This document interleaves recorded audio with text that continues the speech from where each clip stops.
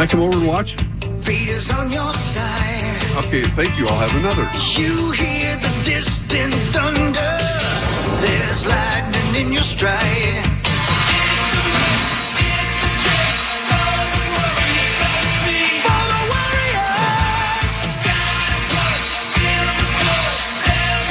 All right, welcome to the Power Trip Morning Show. It is Friday, March 27th of 2026. I'm Corey.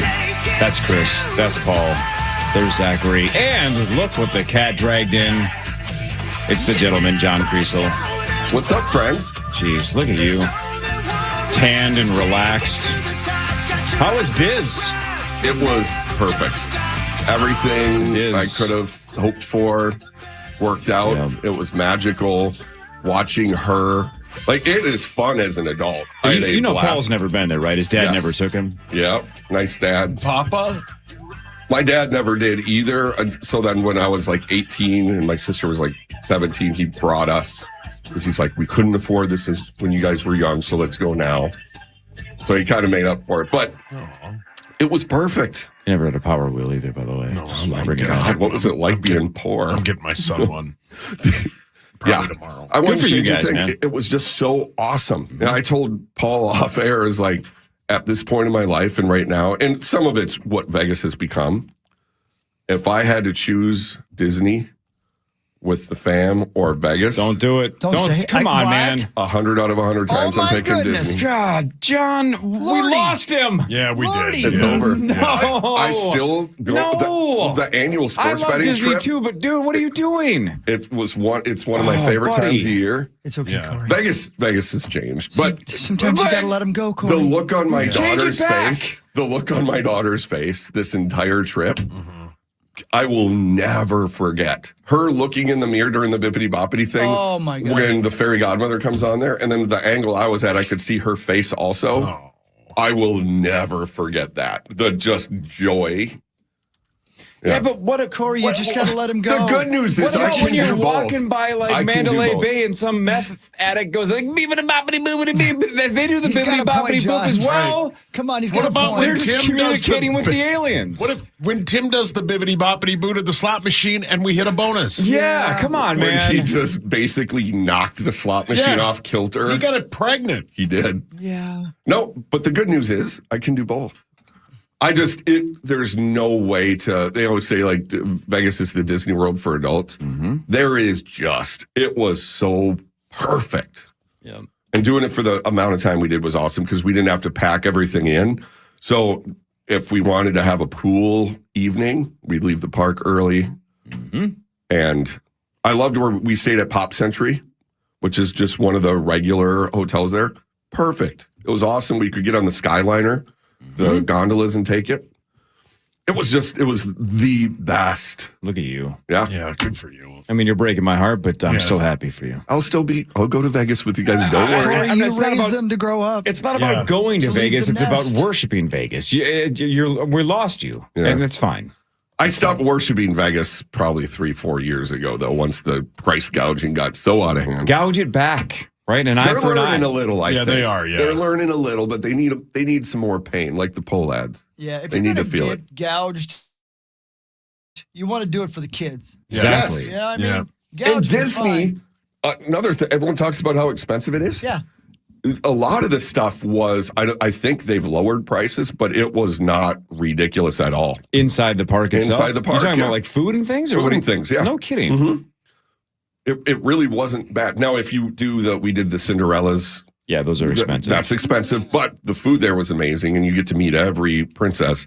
What was the dude sitch? There was a lot of dudes All the there. Gastons. Sorry, I'm on the power trip. I can't help myself. No. A lot of Well, I'm so happy for you. And it seemed like the best time ever, and her face made it just the best. And Yes. she'll never forget it. And I know my wife's perhaps bringing her back this fall. we're going to keep your pillows warm here on the Vegas side. Perfect. Well, Yeah, we'll keep your pillows I'll warm. be there I with know. you. I Don't know. We're worry. going to keep Oh, your yeah. pillows warm. Yeah. And when I'm there, I will have the greatest time of my Absolutely. life. Yeah, I'd You know get what? him to go Here's what I'm once gonna a do. I'm just year. going to throw this out there. Let's bring Chloe to Vegas. Let's see what her face looks like when she hits the sevens. She asks all the time. Or the Sizzlers. I bet The she- Sizzlers, just like Grandpa. I want to hear that little voice go, Buffalo! Oh, yeah. Or, I don't want to take a bleeping nap. That'd be sauce. There's no sleeping in Yeah, Vegas. I have said that. No, but I've said I want to take a that's right. bleeping Let nap. me go to sleep. Yeah. Yeah, you've wanted to that's punch so so great. many slot machines. Dude, I love. Yeah. I'm literally living vicariously through you. I love it. It's just the best. Watching her little face. It is, and this trip, I know that it will never be like this again. So I'm going to be 45 this year. I'm not young. Right. So I really, this time, I think did a really good job about soaking up the moment. Good.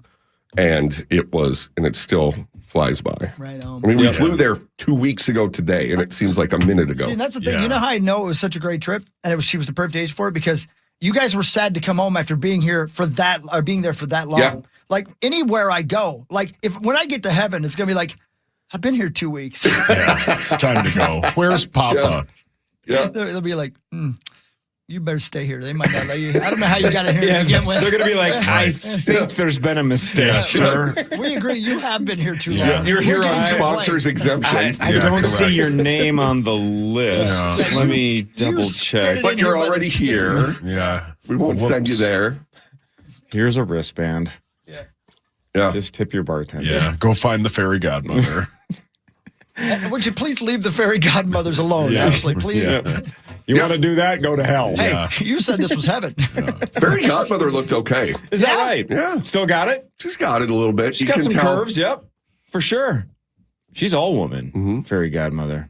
Oh, yeah. And white hair, right? Yeah. Yeah. I'm Hawkwood. just going to keep talking until Chris is done. Yeah, would. I'm done. Wow.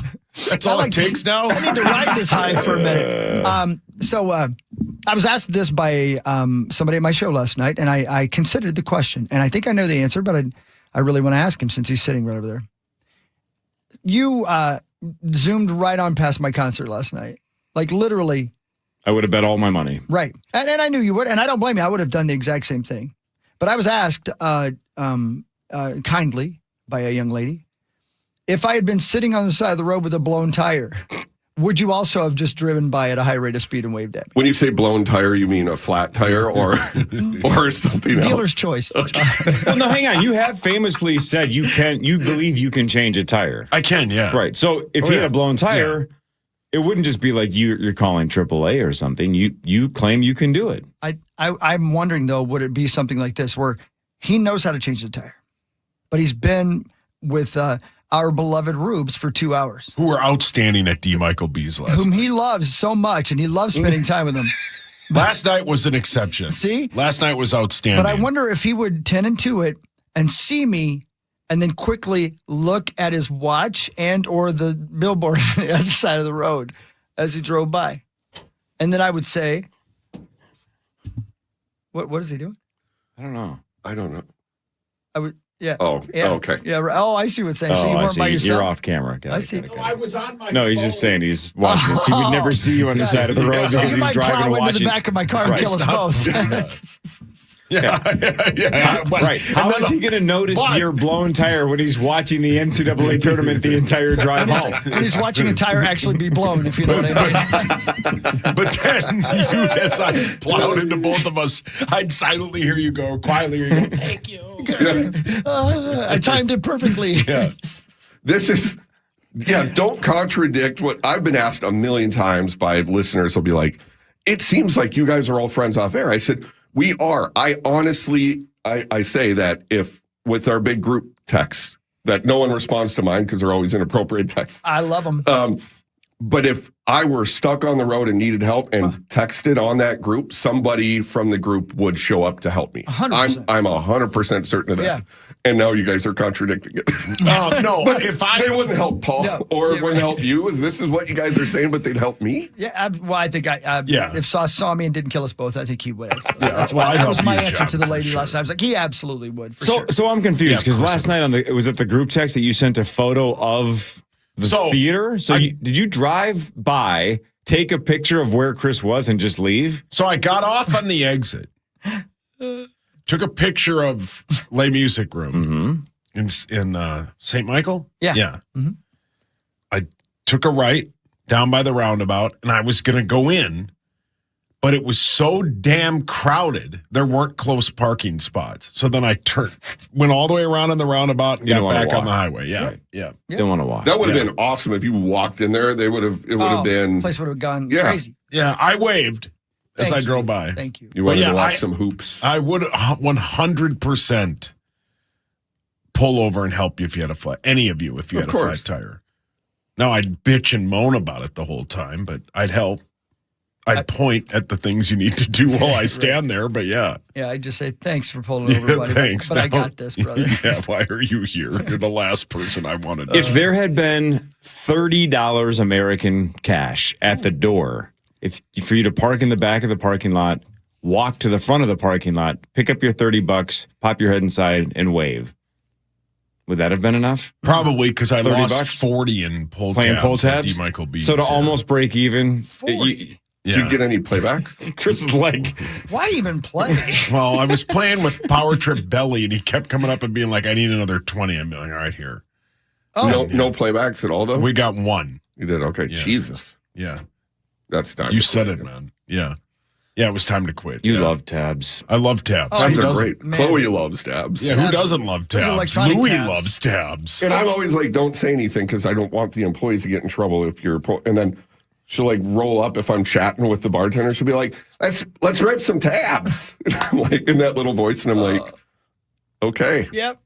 She's going, wow. It's she'll go. when they keep telling us again that what is it is it under 18 or what? It's under something is not supposed to be pulling the tabs. Right? Obviously they can't buy them. Adults have to buy them, but they're not even supposed to be opening them. I'm like, how are they gonna learn? Yeah. Yeah. What are you dumb? Well, you don't Yeah, we wanna already have fun? lost John. We got to find Right. another one. Childhood is Chloe's gonna fill preparing the void. yourself for adulthood. If I don't teach them how to pull tabs when they're 18, they're gonna walk in and they're gonna like, what do I do with this? How do I get this thing open? I gotta tell you. It says that there's a $5 thing. What do I do with that? Yeah, well, well you take said. it back to the pull tab lady. Like they have to learn the process, otherwise they're going to be idiots. I don't think I had to show her. I think when I handed the very first time when she was like maybe 2 or It's like 3. a baby giraffe being able to walk. Exactly. Yeah. It's innate. It's in there. Yeah. 100%. Yeah. Yeah. Man, It's pull the- tabs way. I They gotta tell will. you, the problem with me at pull tabs is Oh, it's boy. a little tiny look at how I feel when I buy a lottery ticket. I can't believe every one of them's not $1,000. Yeah. And I get so pissed. I just spent $100. Are you kidding me? I'm not rich now. Yeah. And then the best is the pile of losses in front of And you. you yeah. want to take it over and shove it in their face. Yeah, What did you correct. do to me? Correct. Then here's a basket. Like Yeah. the basket, I need 10 baskets, okay? Right. You know what? We got to learn to handle disappointment, right? Yeah. And that's how I learned to handle disappointment. Every single pull tab. Yeah. Hey, can I What? ask you, pull What? tab pros, a question? Like, what's the biggest pull tab prize you can have legally in Minnesota? Well, it I, depends. I don't know if there is a top. The most I've seen, I think, is $1,000. See, that's what I've kind of seen On a too. And $5 that was one. my Right. follow-up question is that to keep it under some kind of a tax threshold so Could they don't be. have to make Oh, you that's a good file? point. It I might- know good that the point. legislature, when they messed with the e-pull tab rules and everything a couple years ago, they changed the tax structure of pull tabs and e-pull tabs. But I don't think the max has changed. There has to be a max, though, because otherwise I'm sure there'd be a $10 box Yeah. with a $2,000. And the most I've seen is 1,000. I just got Yeah, Moist. he had movement. Yeah, it moved. moist and I shouldn't do that. Yeah, mini hockey moved. Make life easier by getting hard. Let me tell you. Greatest commercial of all time. I laughed at work so Thank you. hard. Thank you. I love those Blue Chew Golds. Mm. Let me tell you right now. Yeah. I looked down. I'm like, is that really mine? Yeah. I'm gonna. He said the other day off the air, I'm shocked I still don't have an erection. I can view my pulse. We have a friend. I'm not going to tell you who it was, but we all know this person. Just for Asper? No, it's not just for Asper. Who once wanted to make sure they had a great night, so they took 6 of them. Oh, my yeah. God. Yeah. Yeah. Is that And, is that safe? That turns into an IED. Well played. He's still with us. Yeah, But he's is still with there- us. is that a It's legitimate still heart with threat? us. Is that a heart threat? I would guess it I probably would is. guess, yeah. Right. Oof, man. Yeah. I'm gonna go AI this and And ask I asked him, if that's a serious did threat. somebody tell you that the more you took, the better it was? He just wasn't willing to take the chance that it wasn't going to work. That Yeah. makes Diamond Hard look like spaghetti. I would guess so. Have I'm you not gonna talked to tell him who it recently? was. Don't do that to me. You know how badly I want to just say who it was. Yeah. And everybody listening knows. Everybody knows. Everybody knows. Yeah, all you have to do is quickly Google this, and they say, yeah, that is a significant threat because of the risk of serious side effects such as dangerous drop in blood pressure, severe headaches, and a painful lasting. Amazing hot So obviously, it says the extreme low blood pressure is the threat here. That's a dangerous drop in blood pressure. Yeah, probably don't do that. How about just take the recommended amount? I'm not going to say who this was. No, don't. But I'm just saying their blood pressure is so high Yeah. that it probably came down to a normal person. Okay. Yeah. Yeah. Well played. Oh, man, I'm glad Rosie's okay. You can't lose him. You just can't lose him. All right. Builders and Remodelers brings you the first segment of the show. Thanks, Builders and Remodelers. Thank you, Builders and Remodelers. Now, look, Builders and Remodelers is also the title sponsor of Initials, and we have a special one today because not only is $112,500 up for grabs with the St. Paul Federal Credit Union Initials jackpot, but Adam Thielen will be here right around 8 o'clock to play game 621. Haven't seen him in studio in a long time. Had him on the phone a couple of times last year. It'd be super cool to see Adam. He'll be here about 8. Yep. Gracel is here. Marnie later. This is the Power Trip Morning Show on the Fan. Whoever said opposites attract was definitely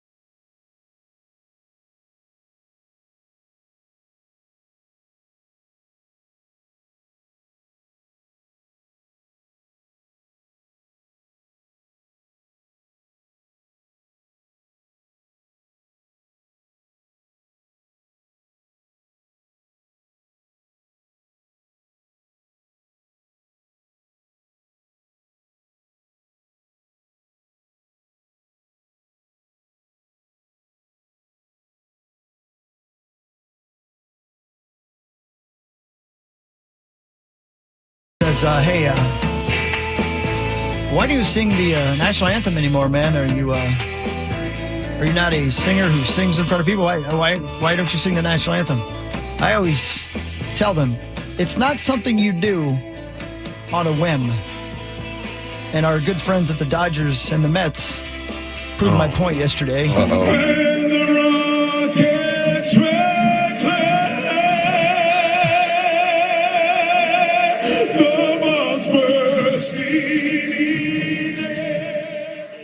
Whose broad stripes and bright stars through the perilous fight, what so proudly we hailed, were so gallantly streaming.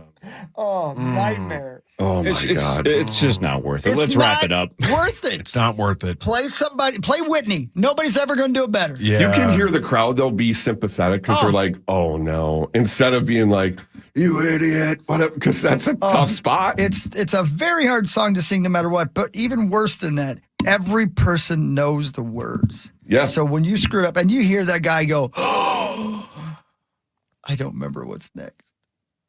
Yeah. And now you're screwed. Mm-hmm. Yeah. Man. That's it's why. tough. Why can't we just change the national anthem to John Cicada's "Just Another Day"? Because Great point. everybody knows that song, and nobody would forget the lyrics. Best idea you've ever had. Thank you. Appreciate that, man. See, exactly. See, you should sing the national anthem. Yeah. God, that song. What if bangs. everybody's like, please, everyone stand, put your hand on your heart, Oh no. and take your hats off your dude. Let's Take sing the 6 national Blue anthem. Chew. I don't break the century. That'd be great. Yeah. Again, every 45-year-old white guy would be screaming it at the top of their lungs. How do you not love Sublime? What if it's remove your hats? Oh no. You get one shot, and every white guy in the audience has got their hand up doing this for some reason. What if it's The Distance by Rise? Waiting.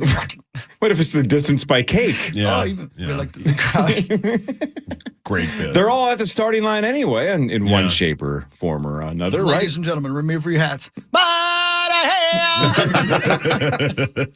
All better options. Yeah. Hey, let's change. I love the The national change is anthem. good. I just ain't singing it never again. Yeah. Doesn't matter. Hey, man, our person fell over and break every bone in his body. Can you do it on a whim? Hell to the no. It looks like we don't love our country today. Yeah. When was the last time you did it?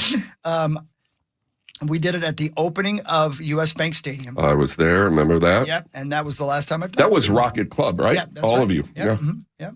Yep. And What an a good honor. Great way to end that career, you know? Wow, To man. do it at that stadium on that night. We did it at the snow game where Brett Favre broke his head wide open at TCF Bank Stadium. Greasy. Yeah, Greasy. yeah. Those were the last 2 times I ever did it. Well, the opener at US Bank Stadium went better. Yeah, it certainly did. Well, Can you believe that stadium now? This will be, I think, year 11. Unbelievable. Yeah, unbelievable. It still looks brand new. the singing at TCF when Favre cracked his head is a night that you will never forget and he'll never remember. Oh.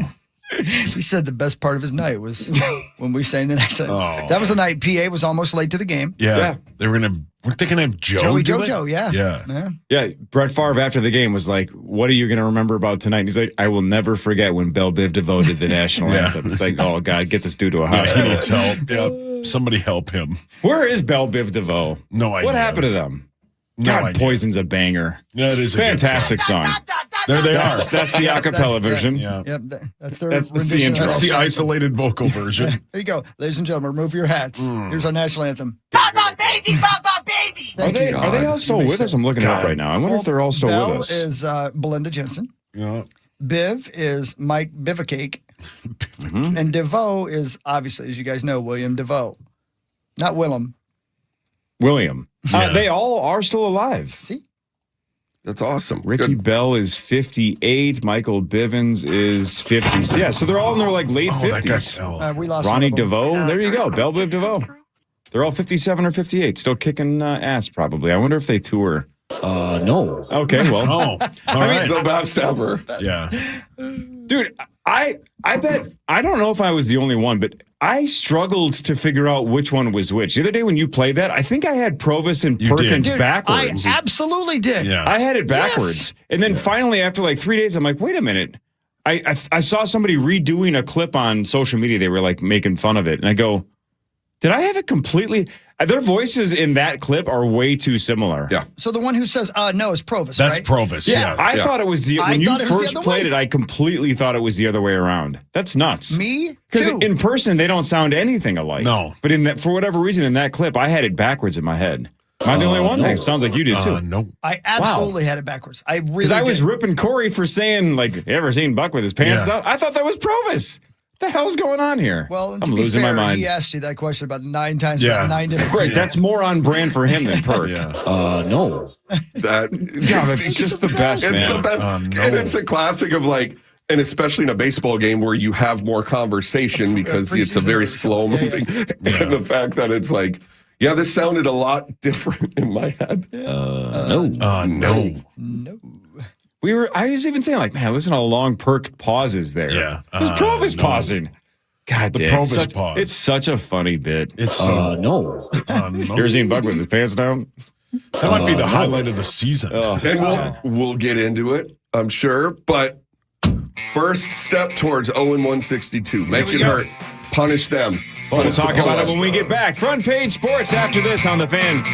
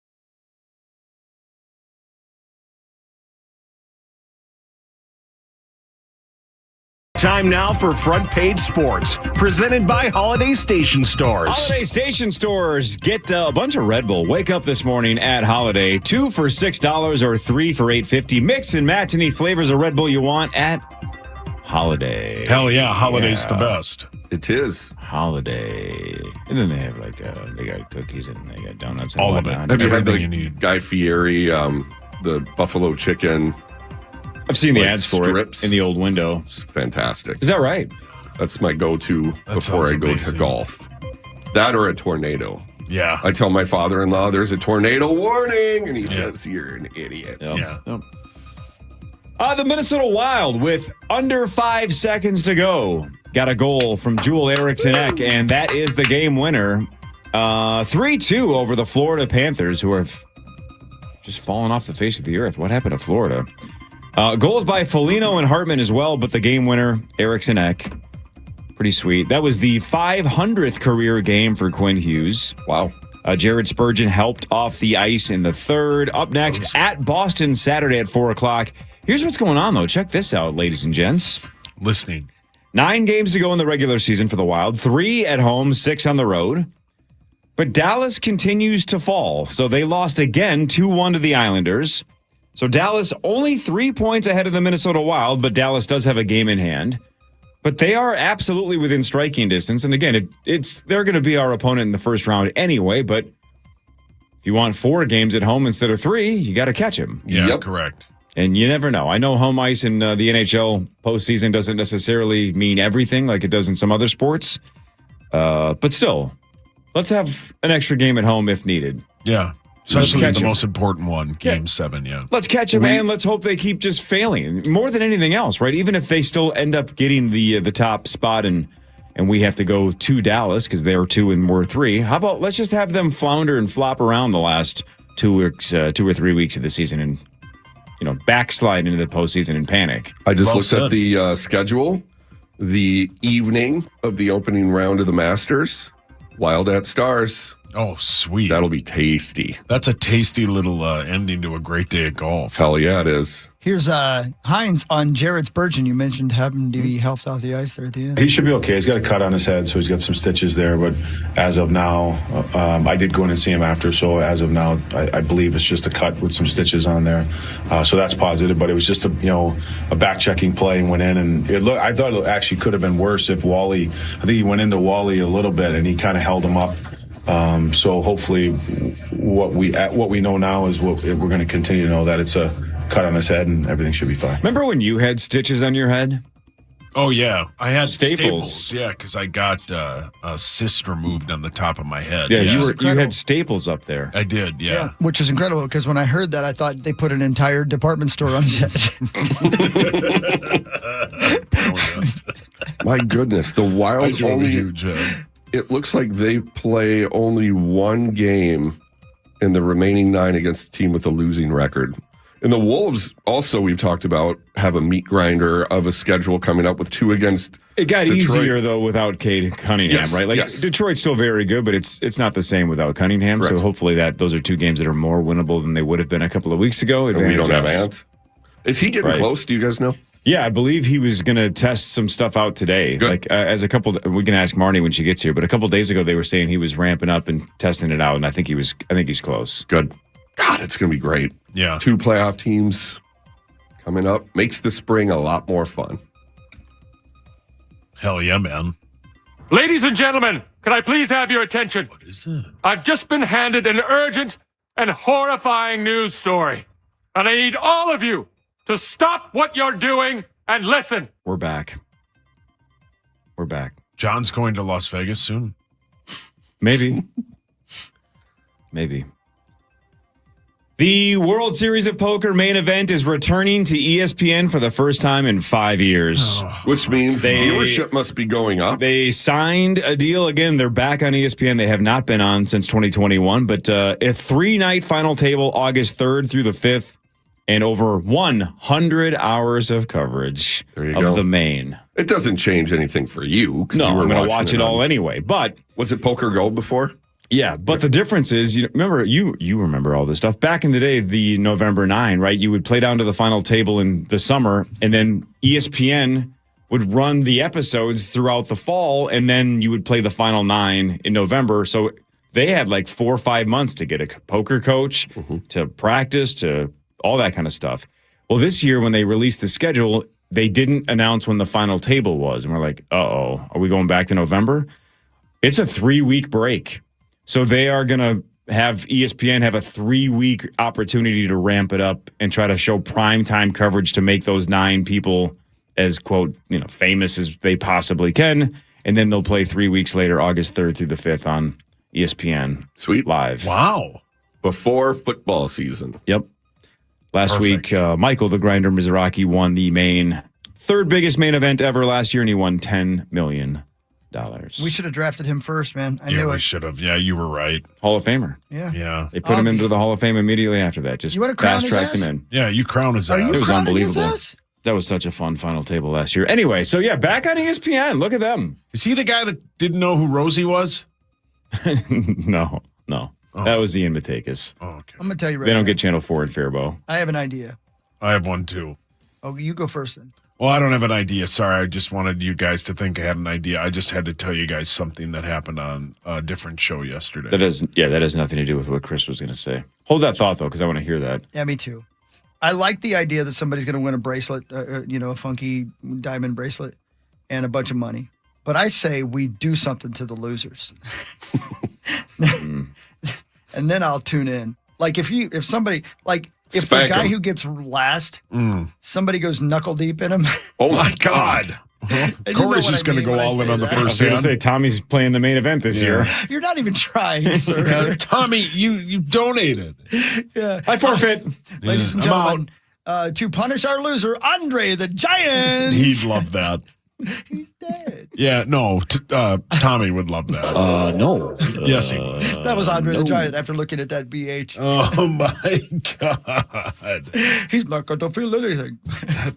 that's pretty good. Okay, you go ahead. I like your idea better.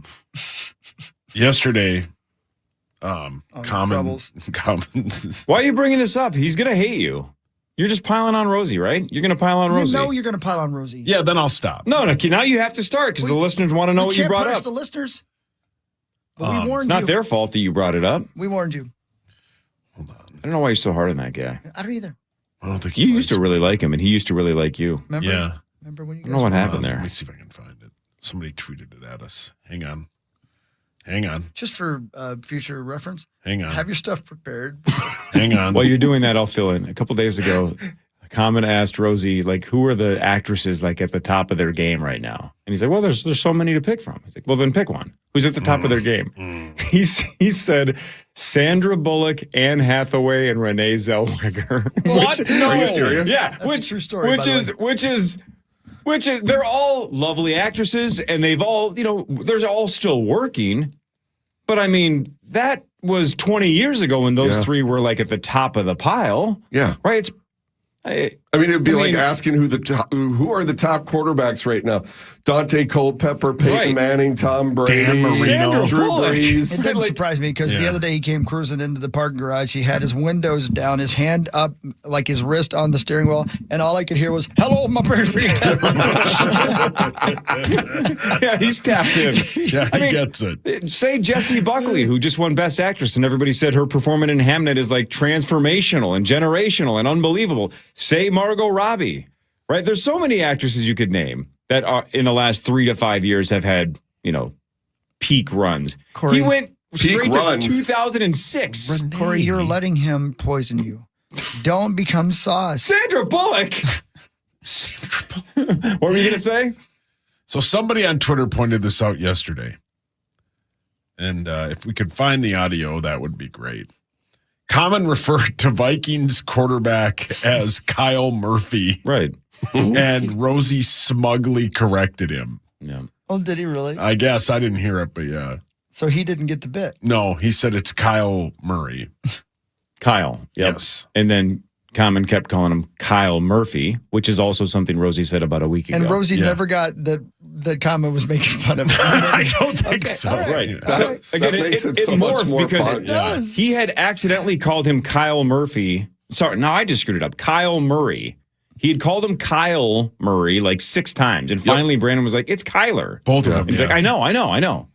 But then like a couple days later, he accidentally called him Kyle Murphy. I want to say this with all due respect. I mean, no wonder he thinks Sandra Bullock is the hottest actress on the planet. No kidding. I'm going to say this with all due respect, and I mean it. No. I'm so glad he still comes in here. But I don't know why he does. It just takes a beating. I wouldn't. Yeah, I don't know why he does. know. I mean, it's truly just a beating. It is. Yeah, every day. it's a beating. Yeah. Every day. His corner should throw in the towel. Yeah, oh yeah. But they're like, they just grease up his eyebrows with Vaseline. They're like, get out there. Yeah, Take get a out few there. more punches. He just gets slaughtered. Yeah. Yeah. It's great radio. Yeah. So who was it? Was it on the show or on Twitter where I saw somebody say maybe he thinks the R in Kyler is silent? That's so good. I forget who. I'm stealing that from somebody. I don't know who said that. That's Say funny. it either way. Kyle Murphy. That's Kyle funny. Murray. Come on, man. Yeah. What a good bit. Good bit. Oh, by the way, he's in for the Masters bet. He texted me that the other day. See, that's what I mean. Why? Yeah, I don't know, because he's going to come in studio Which I'm glad. I can't wait to say I miss him every day. and we're going to rip him. Yeah, he'll take Rory McElhaney, number 1. Yeah. Well played. Yeah. That was his guy. That was his guy, yeah. I don't know. Honestly, when he decides to retire because he's sick of getting beat on, we're going to have no bits. Yeah. We're just going to, I don't know, rehash the same 100 over and over again. What's Common going to do when Rosie finally retell Kyle Murphy stories? Yeah. Absolutely.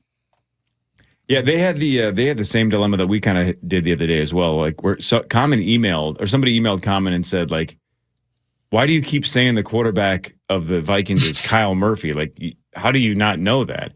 And then Common and Brandon had a debate on the air. Do we explain the bit, or do we just keep going and not care if like emailers go, well, these guys don't know what they're talking about? That is a line to walk. It must be. You got to just lean into it and go for it. I've said this before when I went to Brown College back in 2007. And I think that was the clearest example that I need to not waste the government's money. I need to go to a real college. You are correct. Because one of the instructors, God bless them, but a lot of them were salty, angry because they didn't make it in radio. And the guy just went on and was destroying Common without saying his name. And he was like, it's a sports talk station. I'm like, okay, now I know who he's talking about. Yeah, and he doesn't know how to pronounce names and it was like Kyle Murphy. Yep. Yeah. Yep. It was. Yeah. Well, again, we've had people also in this building say that like Mike and Mike was going to end us. Yes. Because they don't understand that this is not sports. Your whole life is sports. But yeah. Whatever. Let them think that. The good news is most of the students, we looked at each other and we're like, he doesnn't get the bit. He wasn't from here. He moved here. He's like, I turned to the sports talk. Doesn't even know how to pronounce the names and this. And we're like, oh my God. Yeah, and you're going to be teaching. You're going to be teaching us about radio. And like you said, I don't blame them for not getting the bit. It takes a minute. Mm-hmm. Yeah. It takes a minute. It does. But most people are capable of figuring it out. And you would think a radio teacher would. Yeah. And if you listen, you don't have to listen for weeks or it becomes pretty clear. Yeah. Yeah. It's funny. It's worked out for us. Hell yeah. Yeah, well said. Yeah, man. The Wolves host Detroit Saturday at 4:30. They're coming off the biggest overtime comeback in NBA history against the Houston Rockets. No, wrong bit. So, Detroit. Talk to Marnie about that in like an hour. Was it Kurt Bills? No, it's Cade Cunningham. Hey, John, do you know who Kurt Bills is? I served with him in the legislature. I was wondering about that because that's about the right timing, right? We had to look it up and find out who Pat Then was he talking ran about. for U.S. Senate, stood no chance. That was about the time that I was flown to D.C. to meet with a bunch of people because they wanted me to run for Senate. That's when, I think I told you guys when Lindsey Graham was like, so tell me, son, why do you want to run for U.S. Senate? I said, I don't. And he goes, I love it. Let's go with that. And I'm like, oh, God. No, I don't. Yeah, That's no, what I'm saying. you're Is not I hearing what actually I'm don't. Yeah. Politics. Yeah. You ever regret that? No.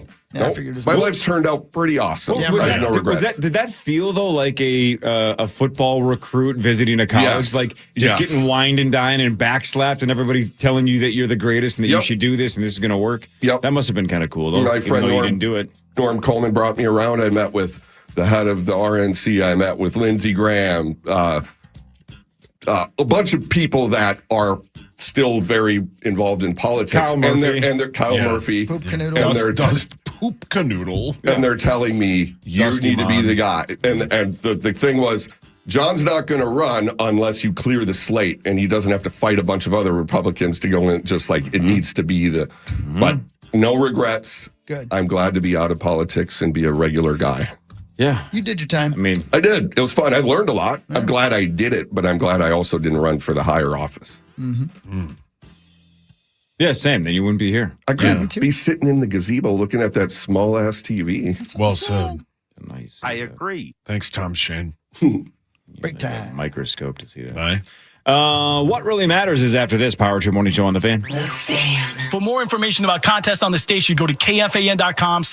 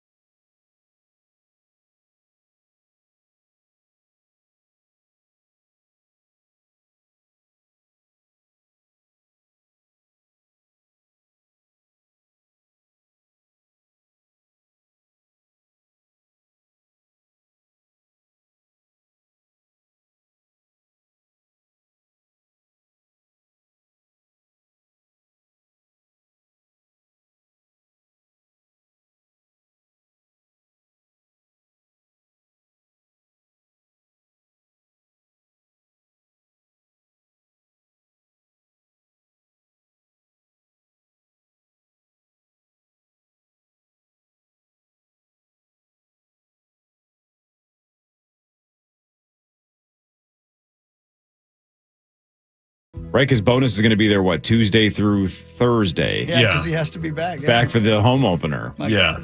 That So guy. we almost are going to have 3 power trippers in Vegas on a non-power trip Vegas Crazy. week. What is our problem? I know. Why are we not there? Tommy's going for Easter, he said. Yeah. What a family. I know. I love him. Family. I love him, man. That guy, man. Yeah. I love him. I love it. I have so much fun when he's here. Yeah, he's the best. All right, let's do What Really Matters. Scores and stats around the world of sports and in between. Chris will change your life with something else. And it's brought to you by my friends at OVO LASIK and Lens. The legends of LASIK, Dr. Mark Lobanoff and Dr. David Whiting. They're the best. Speaking of the best, they are the best. These guys are awesome. Ain't no way around it. OVOI.com. All right, Sweet 16. The court versus 4 bet is looking dicey for me because even though there's a handful, I'm only sweating 3 teams, right? I'm on from the time that you guys made the predictions, 8 of you. There were only 3 teams that were going to cost me money: Arizona, Duke, and Michigan. There was only one team that all 8 of you picked, and that's Arizona. And I don't know if you guys watched any of that game last night, but they look like an absolute unstoppable force. They're a wagon. It looks like I have to cheer for Duke or Michigan just to lose less money. You know what I'm saying? Because they are a wagon. I think they are right now head and shoulders the best team left. No, it's the tournament. Weird things can happen. An injury could happen. One strange bounce, one strange call. Who knows? But Arkansas is crazy athletic. They have a top 5 to 10 pick in Acuff, who went off and scored almost 30 again, too. 28, yeah. And they had no chance. And Arkansas is legit, and they got blown out. That was Calipari's worst loss in his tournament career. And that's 85 games in the NCAA tournament. Had never been blown out by that much, by 21 points, 109 to 88. So Arizona is moving on there into the Elite 8. They look like they're going to be very, very tough to stop. Scoring 109 points in 40 minutes of basketball is unbelievable. That's a lot. How many of us have all 4 teams remaining?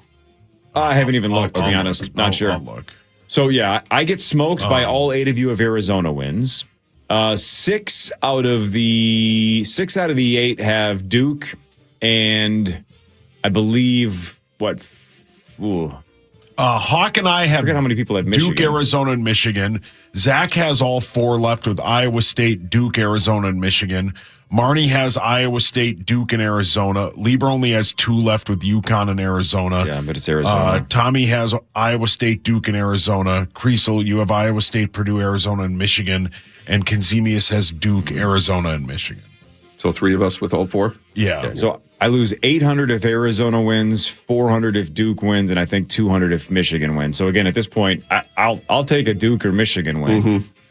Just got to sweat the team that looks like they're gonna get it done. But we'll see. That's one of the fun but weird parts of gambling is cheering for a minimum loss. Yes. Yeah. But as you know, because you've played poker, sometimes winning is just losing the least amount, right? Yeah. Folding is sometimes the optimal play and just not maximizing your loss. And I feel like after what I saw last night, I'm like, this team looks like they have everything. So I just need to hope somebody, even like Duke or Michigan, finds a way to win. Get them on a bad night. Get them on a bad night, which I don't know if they're capable of having a bad night. Who knows? Yeah. What really matters, though, is this. You got that right, buddy boy. You saw all of it last night, right, Hawk? You know, I have it on tape. That's why I wasn't listening when you guys were talking right now, because I am so worried that you're going to ruin the ending for me. Well, remember, he was at Le Music Room, and you were watching the NCAA tournament as you were driving by. On your phone? Well, I was texting him notes, though. Oh, okay. He wanted updates. Yeah, you were asking me to see my hoots. Yeah. That's all you ever do anymore. Yeah, that's me.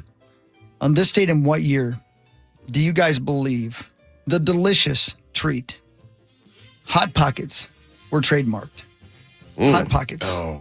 This is a good question. I never thought about this before. Good question. I'm going to go like 50s. Because then it would have had to have been oven. Obviously, no microwave yet. I'm going to say Microwave. Ooh, good point. Maybe early 60s, maybe? Let's go like 62. 71. I'd say 69. Why not? John took my guess. Oh, sorry, Zach. No. I'll go 67. You can have 69. Thank you. On March 27th, after a year of blazing hot sales, the company that invented Hot Pockets received a registered trademark, I should say, for the gooey stuffed sandwich. That date was March 27th of 1984. Oh, wow. So we it weren't even was close. just before microwaves. How about that? With flavors like ham and cheese and pepperoni pizza, which pepperoni pizza, to me, was the only flavor that was edible. No, ham and cheese whale. Oh, no, man. Oh, maybe I got a bad 100 of them, but 100 of them. You tried 100 until you were like, I can't do this. Easily one of the most dangerous foods of all time. Just burn you on the inside. And there's no way to you can wait 5 minutes. Yeah. You have to bite off a corner or create some cut it in half. So you have a choice, okay? That's the smart. Then it just all comes running out. Yeah. No. You have a choice. Burn your esophagus or try to eat through brick to get to the delicious stuff because it's going to get too hard on the outside too quick. 6 chews too hard. That's exactly right. What year do you believe the countertop microwave was introduced? Because obviously before that there was like giant versions, right? So they had it before this, but the countertop microwave was introduced by Amana in what year? 71. That's not a bad guess. 72. See, I remember because, well, the countertop is the key. Yep. Yeah, you're right. That's the key. 79 then. 1967. Oh.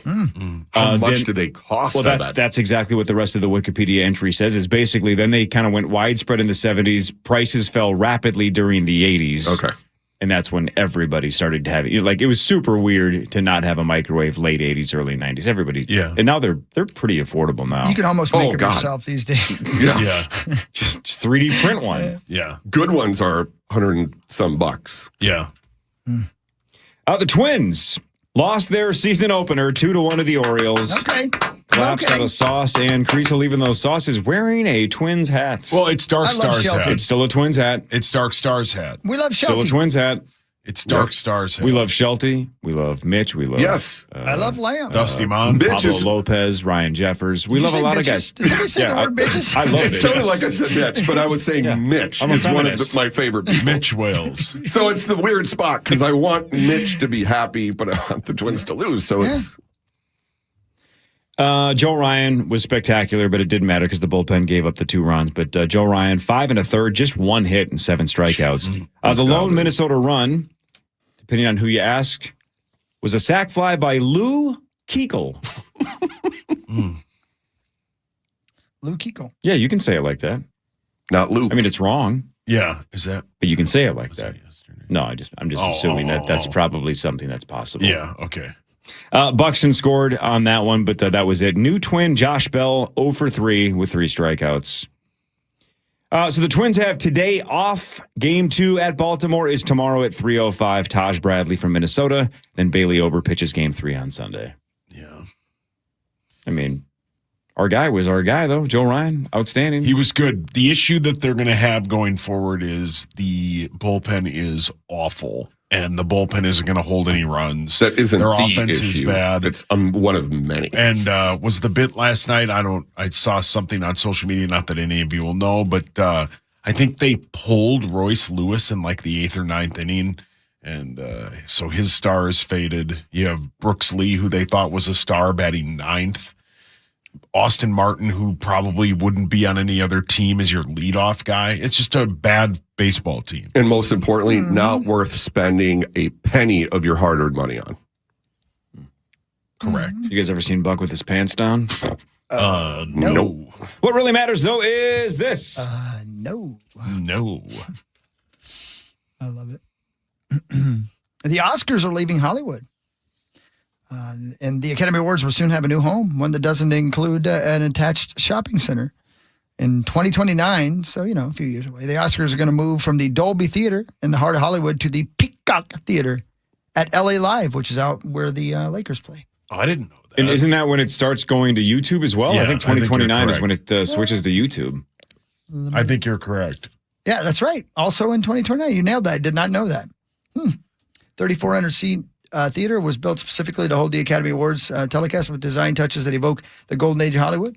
Columns that display the names of past Best Picture winners line the famed steps to the theater. So I don't know. It's gonna be cool. Hell yeah. Yeah, that's a really neat area, man.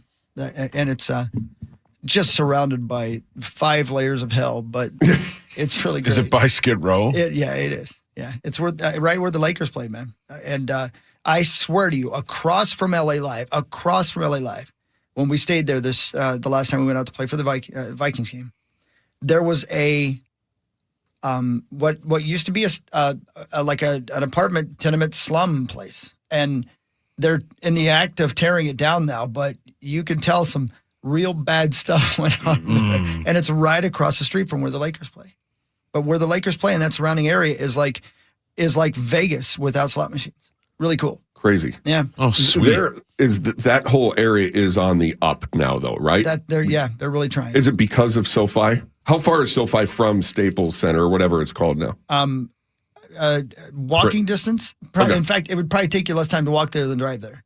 But a difficult or like dangerous walk or not really anymore? Yeah. Okay. Yeah. Yeah, I'm telling you. I won't do it. Don't worry. Let me tell you, the area around, and you know what? I may be exaggerating. It might not be walking distance, but you'll get my point. I mean, the traffic is terrible everywhere out there. Okay. But surrounding SoFi, I can't, when they had the Super Bowl out there, I remember telling you guys, I can't imagine where people had to park to get to the Super Bowl, that they weren't having issues. It's really something. But it's not just, by the way, it's not just SoFi. Across the street from SoFi is the NFL Network, where their offices are. Oh, really? Yeah. I knew they were in LA, but I wouldn't have guessed. Like literally across the street is right there. Yeah. But they're Tom probably has some good stories. Oh, yeah, for sure. But they're doing everything they can. And I'm sure, they will fix it up and it'll be great. Skid Row is huge. Yeah. Not anymore. They were big in the 80s. Huck loves I'd love to them. be the singer. Speaking of They're still Los looking for a Angeles, singer. I want to be the man. Number 1, UCLA, 6:30 tonight. Host number 4, not host, but it is in California. I think it's in Sacramento, right? Number 4, Golden Gopher women in the Sweet 16. UCLA is around an 18.5 point favorite. But again, miracles can happen. Yeah. Yeah. Best of luck to Justin Gard and the Gopher ladies. Yeah. He's not on the team. He just does the play-by-play. And he's good at it. I wonder if he can still shoot. He was a good basketball player back in the day. I wonder if he can still. I wonder if he can still shoot it. Yeah, for Edina. He's very good. Does Justin like cake? Who doesn't? Well, I'm just saying.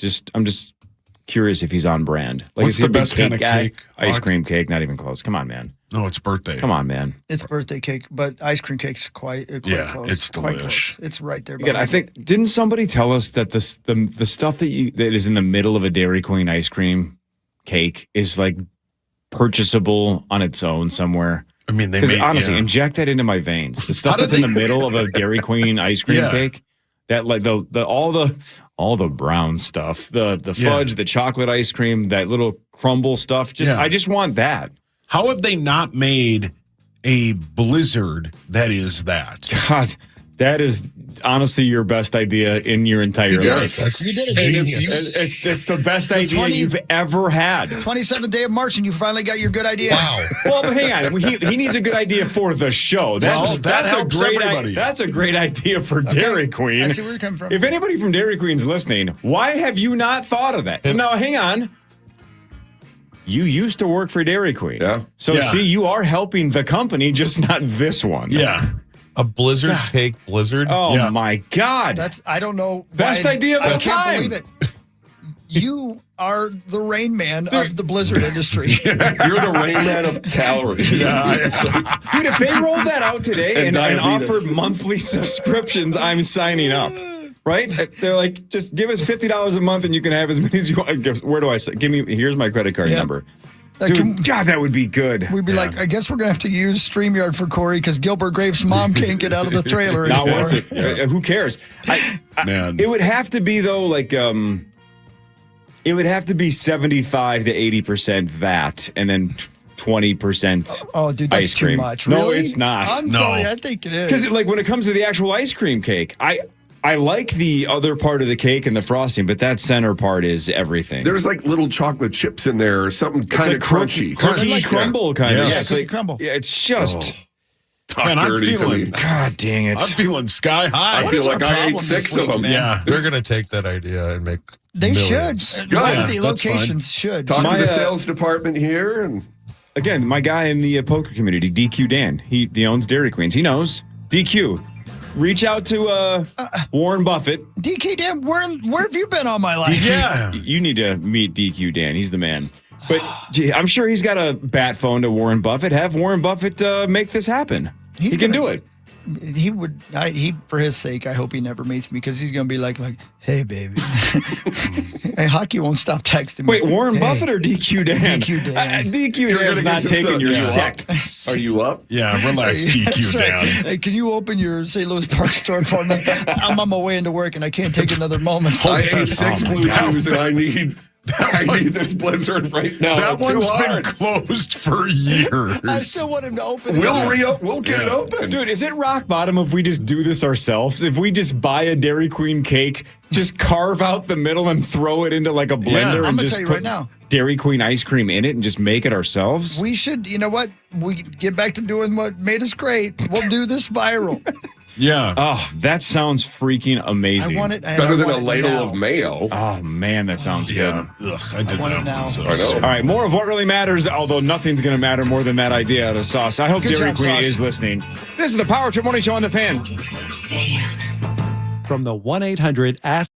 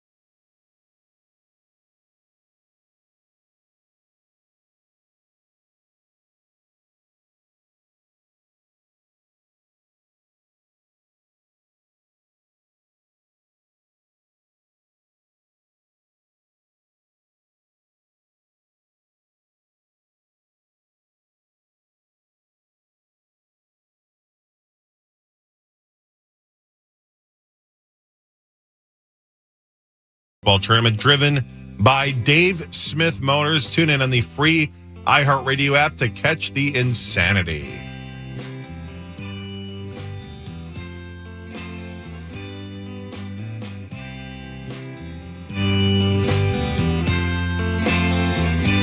Sorry, I'm eating a malted milk ball. Those are good. You had to have something after that last segment. I know, I really did. Whoppers are underrated. Yeah, and I don't mean Burger King Whoppers. I mean Whoppers. These are giant Whoppers too. Yeah, those things look fantastic. They're so good. Yeah. Wife and I were talking 10 out of 10. yesterday. The Easter candy, and obviously we're in Easter candy season, is the best. Halloween candy's fine. Mm-hmm. Christmas should have candies when the Lord was born. Right. But because he is risen, we get all these amazing treats.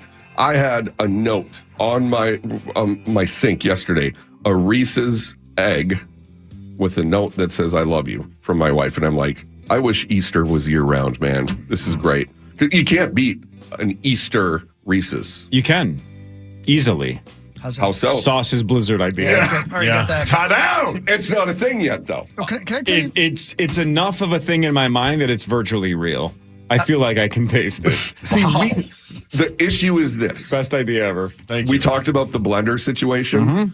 That's going to compromise the crunch. It's got to be a super short mix, no doubt. You're not pureeing it, right? It's got to be quick. Paul, your hands up. Or idea, you put the Blizzard Crunch on top, and then you can mix it in on your own. Yeah, now it's fading. I like your other idea. I like better. that idea. Well, then it doesn't get all busted up, and I don't want it to. Yeah, I don't want to bust it up. Yeah. The way you said Well, that. see, now I'm thinking maybe it's not a Blizzard at all. Maybe just fill the entire cup with the stuff in the center, and there's no mixing of any kind. Just slap it in there. Let's not You're give my up. son. Let's not give up. Thank you. So you could blend, put in the crunchy part, and then put the other blended part in on top. Give it a quick frappe. Guys, listen.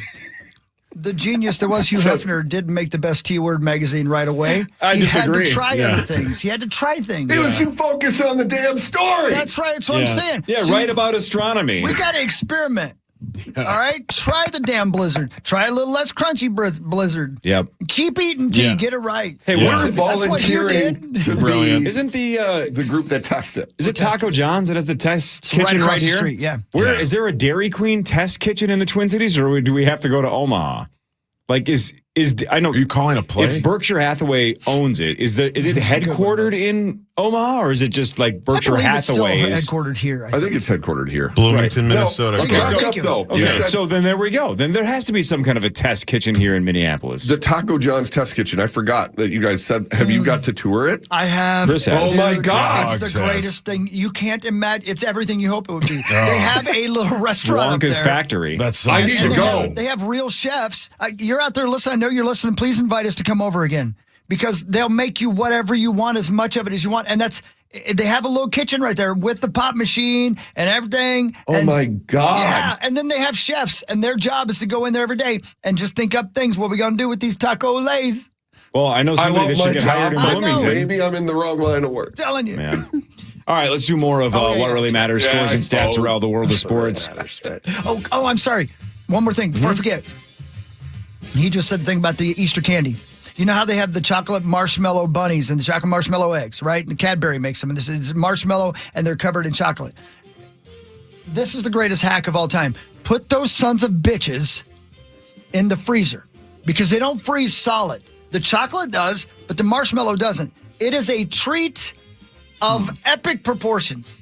I bought 24 of those sons of bitches.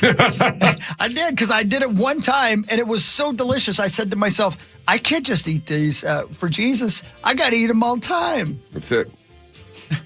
He's not Well upset. said. Yeah. It made me be happy.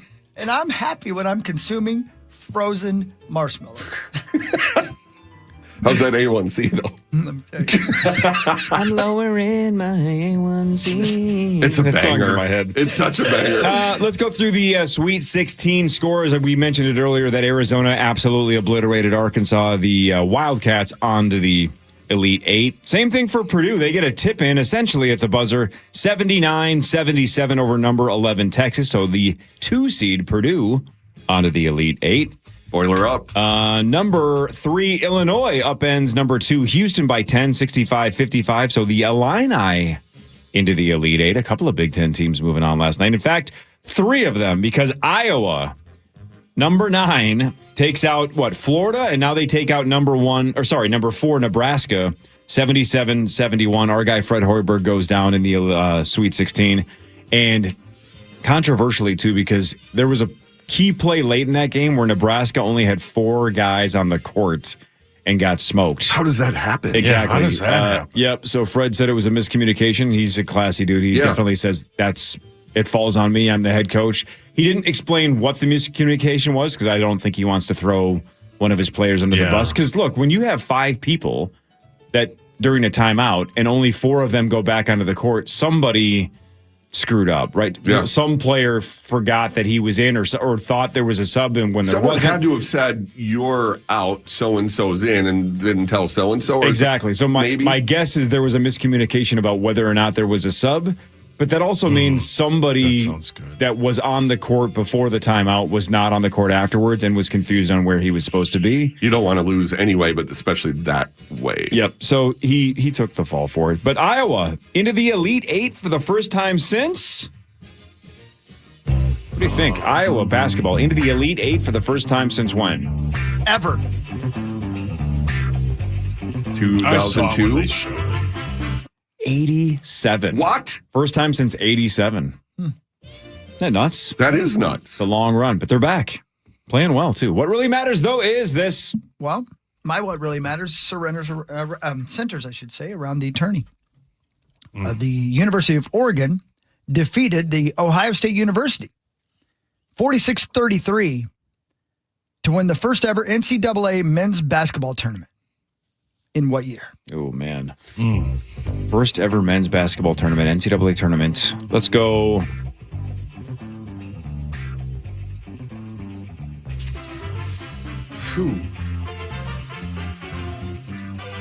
Trying to figure out the timeline here. When did we celebrate the NBA's 75th? I'm going 65. No, because didn't UCLA ran off a bunch of them? I'll say 55. I think it's even slightly earlier than that. I'll say, 40s? I'm going to go, is this post-World War II? Let's go 49. This dated 1939. Oh, my God. 39, wow. okay. Yeah. So is 39. Just this current setup for March Madness must have been, let's see, mostly during March. 1939 consists of 68 teams. So was it always this many teams back then? For the first 12 years, the tournament had 8 teams. Yeah, I think Okay. Yeah. I don't think it expanded to 64 until like the 80s. Got it. Okay. Or something like that. And 68, obviously not Grew super far steadily back. until a 65-team tournament format was unveiled in 2001. 2011, the field expanded even further to 68 teams. Wow. I mean, I hope they don't mess with it. It is pretty much perfect now. 64 was perfect, Yeah. but this is fine. Whatever. Yeah, Who cares? the play-in stuff, all good. You get a couple edge teams, that's fine. But don't mess with it anymore, man. Yeah, leave it alone, It's man. perfect. Leave Johnny alone. Leave him alone. Wait, not Johnny. Brittany. Leave That's Brittany fine. alone. Yeah, No, leave leave Johnny alone, too. He's tired. All right, did you guys see the Iceman story with George Gervin and Caleb Williams? I'm a caveman. No, that's Phil Hartman. That's Phil Hartman. That's unfrozen caveman lawyer. NBA legend George Gervin is trying to stop Bears quarterback Caleb Williams from trademarking Iceman. Obviously, George the Iceman Gervin back in the day, that was a thing. Yeah. However, that doesn't mean he trademarked it. In fact, the president of Gervin Global Management told, come on, the Chicago Sun-Times that he wrongly thought it was already trademarked, and he blamed the confusion on a death of a business associate. So here's the catch, and I don't know if you guys have ever dealt with this. I've dealt with this in the last 10 years, that the trademark law and trademarks and copyrights and all that kind of stuff, it is so much about who files first, and whoever files first and gets it first has all the protection. So George Gervin filed for the trademark Iceman 4 days after Caleb Williams did. So he can go like, well, I'm the Iceman. It's like, well, dude, you've had that nickname for 50 years and you never did anything with it. Yep. Yeah. So sat on the toilet without pooping. Man, so it's going to be interesting because Caleb filed for 4 different Dwight's trademarks related to the Iceman nickname, and George Gervin's now filed 4 days later and doing everything he can to stop him from doing it. And he's basically saying, look, you can be Iceman. I can't stop you from being Iceman, but I want the trademarks. I'm the Iceman. Should have filed for it back in the day, you dummy. I'm the dude. Can you imagine if you are somebody who works for Gervin Global Management? If your job is to promote George Gervin in any, I don't know what else they do, but if they just manage George Gervin, then I would argue you had one job, and that's trademarking Iceman decades ago. Yeah, you had one job. You can't even manage your own guy, let alone the rest of the Gervin empire. What are you doing? It's a management and realty company. Yeah, I'm sure it is. You had one job. Thought we already had that trade. And again, I can't tell you this enough. Trademark law is very frustrating. It is very obvious when you get a trademark. You get a lot of notifications. You get a certificate. Like, it's not like, I thought we had that trademarked. Yeah. You don't just think it. You either do or you do not. You know what they say about assuming. No, and I was looking at just Gervin Management, but Gervin Global Management is an international celebrity sports and entertainment management company. Who manages just George Gervin. I'm guessing. George. You mean the guy formerly known as Iceman? Because Caleb Williams is now Iceman? Yeah, it doesn't look like anyone else. Like, can you imagine if somebody tries to file a trademark claiming their meat sauce and you go, wait a minute, I'm meat sauce. Meat Sauce Global Management said that I had that trademarked. Normally it will say portfolio. Mm-hmm. Nope. Yeah, there's nobody. They just manage the Iceman in his house. Yeah, not real estate in general, just his actual home. They maybe clean his backyard or something. They do landscaping. Do you think the Iceman made some cash? Now, which one are you talking about? George Gervin? That's not the Iceman. Do you think the one who has a bad management company made cash? Unfrozen caveman lawyer. Yeah. You know what sucks is for him too is, and I can't believe they let so much slide. Do you know what the Iceman's catchphrase was? No. Let's get ready to get cold. Yeah, and now what's his name? Michael Buffer has that one on lockdown. Exactly, you can't even say it now. Yeah, Ryan, remember when Donaldson put it in like an initials opening? Yep, they cost the company called? some money.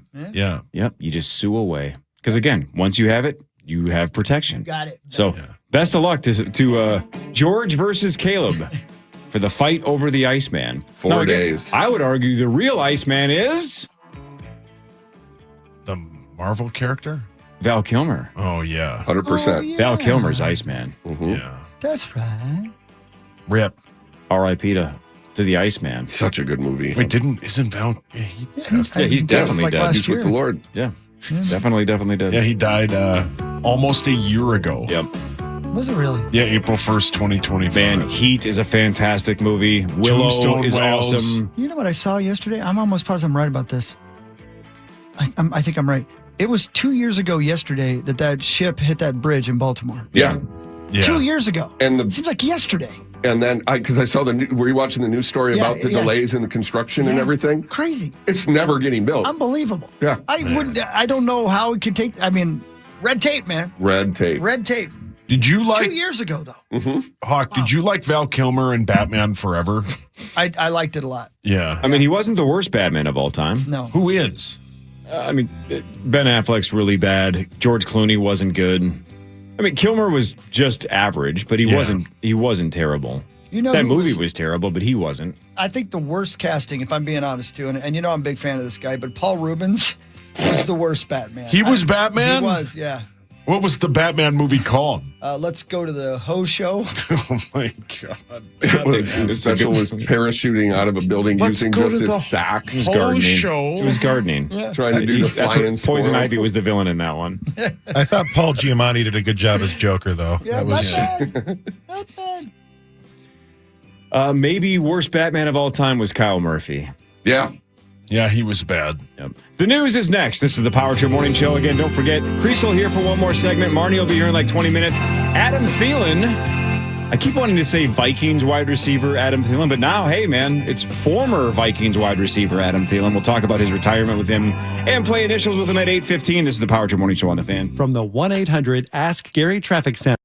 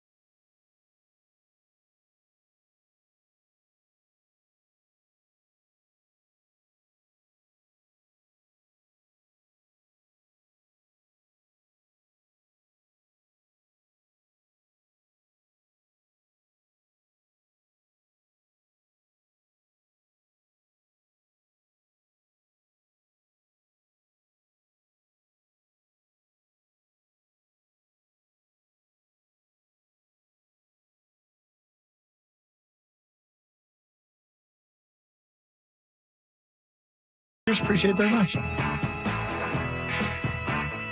So the Twins opened the season yesterday with the pitcher's duel. And here's Shelty talking about the curveball that Joey Ryan has found. Really good. I mean, he got a punch out on it, I think, in like the fourth inning, and it looked like he got a feel for it. He got a freeze curveball, I think, on Mayo, where, he had not thrown it, and then he threw one, and it looked like he got a feel for it, and it was really good. I'll have the freeze curveball on Mayo. Yeah, that sounds good. Here's Ask Shelty. Taco John's to try it out over here. Yeah. Shelty, why'd you take Joe Ryan out then if he had such a good curveball? He knew. I mean, I think when we got to the point where Ward was leading off the sixth, and he had not been out for the sixth. And I think the one thing about Joe all spring training is he'd been extremely efficient. And so the fact that he did have some at bats that got extended, we knew the number was not going to go higher than that. There you go. I like that guy, man. That guy is a guy worth cheering for. Yeah, he's a nice guy. Yeah, and man, the interview we had a couple days with him, he's just a fun dude. He gets it, man. Good attitude. I love it. Doesn't take himself too serious. Doesn't act like he's better than anyone. No. He's probably seen Buck with his pants down. Yeah. No. I'm sure he has. No. All right, time for the news. This is KFAN News with Chris Hockey. Presented by the St. Paul Saints. Oh, we love the Saints. Coming right up here, man. March 31st. Right? Is it Tuesday? That's right, 31st. Yep, the 31st. So I'll go down to CHS Field, watch some baseball, then walk on over and see the boss play over at the Grand Casino Arena. Chad Abbott's doing a concert at Grand Casino Arena. Yeah. Throw up your drop foot. That's his only song. 1,000-Foot Crutch. Haven't heard them in a while. Yeah, great band. They had a couple of bangers. Dude, they put out a lot of good records. You'd be surprised. Really, really good. They all sound like that. Okay. I just took a shot at myself. I didn't even know why. Yeah, it's okay, Daddy. So yesterday we were talking about Nancy Guthrie, right? The 84-year-old mom of Savannah Guthrie. Mm-hmm. And I was reading this morning on Vox a couple of things that I found interesting. So let me update the story. It's been almost 8 weeks since 84-year-old Nancy Guthrie disappeared from her Arizona home. Investigators are no closer to finding her now than they were 2 months ago. This week, Guthrie's daughter, as you guys know, Savannah Guthrie, gave her first interview about since the abduction. They're going to air the second part of it today. In the emotional first installment, she praised police for their long investigation, seemed to acknowledge the possibility that they may never solve the case. And here's the part that I know. And here's the part that made me want to bring this up. Vox says, it does feel impossible in this day and age when there are cameras and winking from every doorbell and a vast DNA database that she would not be found. Seems doubly impossible when you consider Guthrie's enormous celebrity and the attention the disappearance attracted. But across the country, it's actually pretty common for abduction cases to go unsolved. Listen to this. Ooh. In fact, according to an FBI crime database that accounts for most U.S. law enforcement agencies, police recorded more than 247,000 kidnappings since 2021. I'm going to say that again. 247,000 kidnappings since 2021. Jesus. 247,000. That is right, hang on. insane. Keep talking while I'm going to do some calculator Wait till you hear math this here. next number. Only 140,000 have ever been closed. Over 107,000 of them are still open cases. Since 2021. Okay, this is what's nuts. I didn't do the exact day. I just said 5 years, right? Because it's whatever. It doesn't matter what day we are into 2026. So 5 years. That's 135 a day. How is that possible? That seems extremely high. I apologize. Was that in the United States? The United States. My God. I know. So, that's awful. But how is that possible? I don't know. I'm again. This is Vox. I mean, it's a good source. So look it up on other if you'd like. Is that somebody else? The Vox. Vox. Yeah. Vox. That's Sorry. right. Yeah. No. A serious story. I shouldn't be making jokes. No, but, I get it. Yeah. But so it can't just be right. Like this child was going here and got kidnapped because that's on the news. That's So what type of kidnapping is it that it isn't a news story? I watch the news, whatever city I'm in. I watch their news, and I still watch our back home news. And there's not a kidnapping on the news every single day. So what am I missing? I don't know. That's why I read it. I have no idea. I don't know. Is it like custody battle. Mom runs away with the kids, or dad does, or what? Because that's even in the news. All right, too. so this is the AI overview. So again, take that with a grain of salt. Yeah. Stranger abduction cases where like somebody's just truly just taken by a stranger. Fewer than 350 cases per year for youth under 21. Okay. The vast majority of abductions, roughly 200,000 annually, that's higher than the number we just heard, but again, This is AI, are parental or family kidnappings where a child's taken by a relative like without permission, right? So that's classified as a kidnapping. Okay, yes. Got it. Okay. All right. But even so, I'm not saying that. Yeah. That's terrible. That's still an amazing amount. Way too many. That's way too many. Which means, too, if they say that that's what happened, then that means it's solved. They find out who, and that's, I'm sure, easier to track down because they know who did it. Yeah, or even, right. If you know who did it, doesn't mean you find the people, though. Yeah. Is it probably human trafficking type stuff? I or wonder what? if That has part to of be it. I mean, it has to, I know it's part and of it. especially, too, is if it's an immigrant that comes here and they don't have someone to necessarily report them missing. It's just that they came to the U.S. And then they were never seen again. Absolutely. I have an acquaintance who works in human trafficking, not as a human trafficker, a law enforcement person up in Duluth. Like on a task force for it? Yeah. Okay. Thank you. That's the word I was looking for, task force.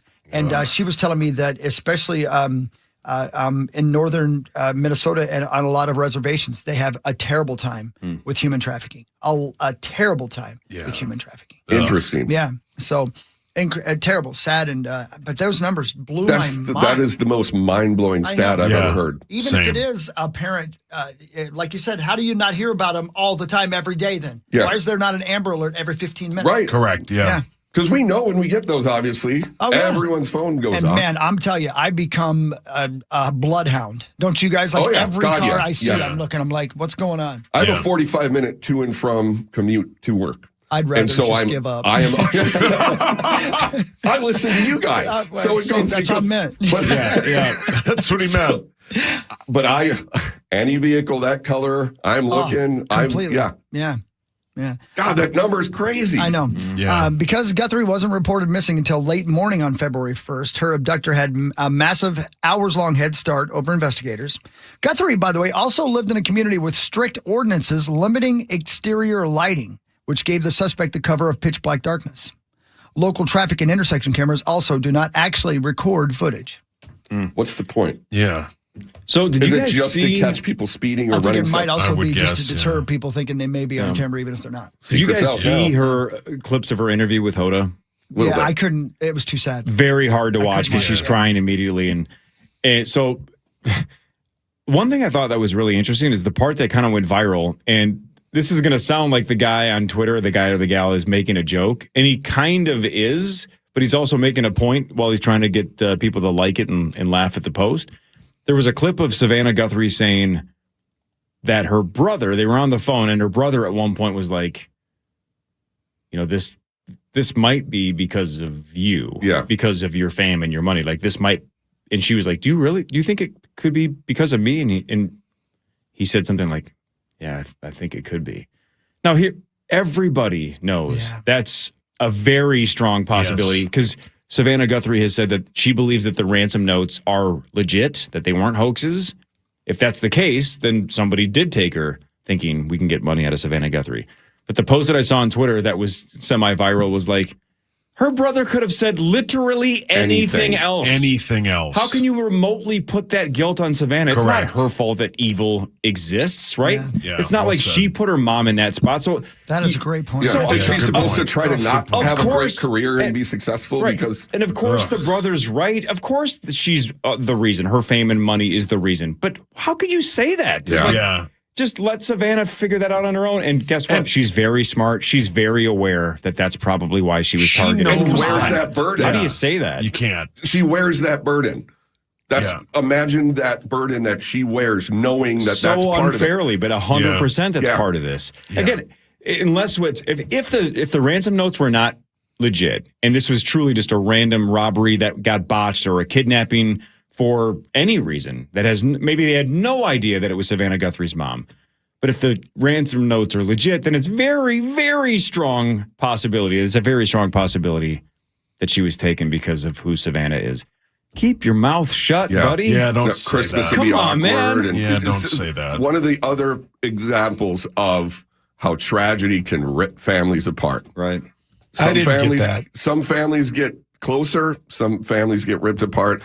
Just keep your mouth shut. I didn't get that impression watching it. You did? Okay. I don't think it wasn't malice, and he even said like, "I'm sorry," but it could be like it wasn't like. But still, don't say that. Yeah, like but if you you don't- say, No, "I'm no. sorry," but No, he wasn't saying it was her fault. He was saying that the whole the money and the fame was there's difference between this is your fault and this is the fault of the circumstance. No, and he was saying I'm not that. saying either. I'm saying exactly what you're saying, that the brother was saying the reason why she got taken is your money and your fame. It's not your fault, but this is the reason why. And it's like, well, again, we all know that. Mm-hmm. We all know that. It doesn't need to be said. No.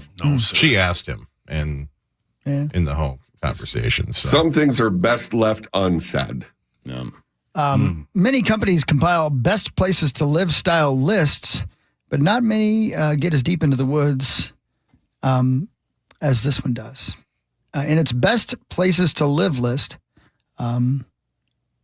where's it? What's the name of the? Anyway, I'll get to that in a minute. Only 2 cities made the best places in America to live list that just came out. Among the smaller and suburban towns and large neighborhoods, making for a sprawling list of sites that specialize in helping people find schools and neighborhoods to live in, blah, blah, blah. The site does that. Ranking in a little part of Atlanta called Atlantic City was number 1. Anyway, the 2 smaller cities in Minnesota who made this list are, believe it or not, Falcon Heights. Isn't that where the fair is? Yeah. Falcon Heights? Yeah. Oh, yeah. Came in 59th place with smaller cities in America. And second state in Minnesota to make it was a place called Lauderdale, which came in at 164th. Both of those cities and more than a dozen in Minnesota overall received an A+ grade. But for that size, those 2 smaller cities got an A+ on this list. Falcon Heights, I know. Where anybody ever heard of Lauderdale? Yeah. Where is that? I believe it's still like inner ring suburb. Oh, is it really? I believe so. Yeah, one of those like tiny. You drive through, you see the population sign, and then you're in the next city already within the metro. I got so confused. I'm sorry. Yeah, guys. it's between like Dinkytown and that's a bad example, but it's on the way. It's 35W and 36. So it's over by Falcon Heights. Yeah. Over at Midland Hills Golf Course. I got confused because I thought it was saying this was a niche list. The name of the magazine is Niche. Oh, sorry. No. Yeah, it's next to Falcon Heights. Yeah, Chris. By Roseville. Top 10 cities in Minnesota, according to Niche. Falcon Heights, Lauderdale, Mac Groveland in St. Paul, Kingfield in Minneapolis. These are like neighborhoods, I guess. Yeah, right. Eden Prairie comes in 5th. Tangletown in Minneapolis, Kinney in Minneapolis, Cooper in Minneapolis, Northrop in Minneapolis, and St. Anthony Park in Minneapolis. I don't know. Or in St. Paul, I should say. But Falcon Heights, I don't know how big technically Falcon Heights is. I just took for granted it was the state fairgrounds and that was it.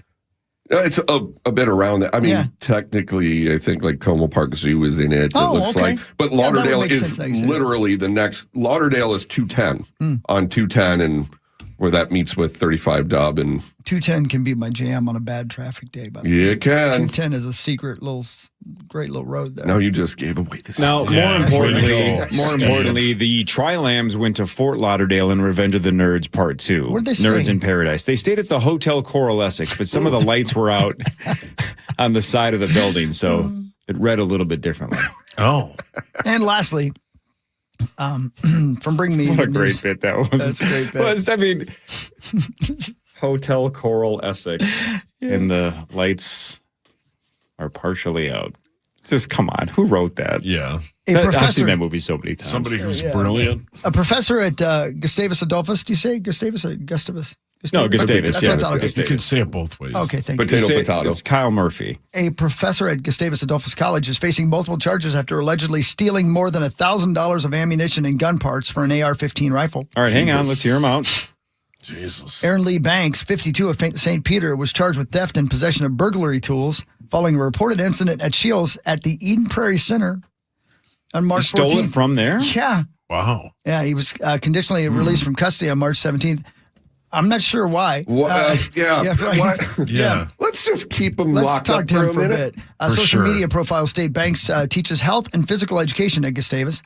Criminal charges alleged. Police were called to the Eden Prairie Shields on the evening of March 14th after a security officer noticed Banks was hiding gun parts and ammunitions in his pockets. You got to have a better plan than that. Yeah, buddy. He's a college professor, and that's the best plan he could come up with was just put stuff in my pockets? I don't Wait, get maybe this was an experiment for class. Yeah, correct. There's a Shields in Mankato. Why aren't you not going down there, you idiot? They know him in there. Yeah, he's been there too many times. Yeah, the officer saw Banks take a box of AR trigger. I'm sorry. The officers reportedly saw Banks take a box with an AR trigger in it and use a pocket knife to cut the plastic casing off it without disturbing the security lock.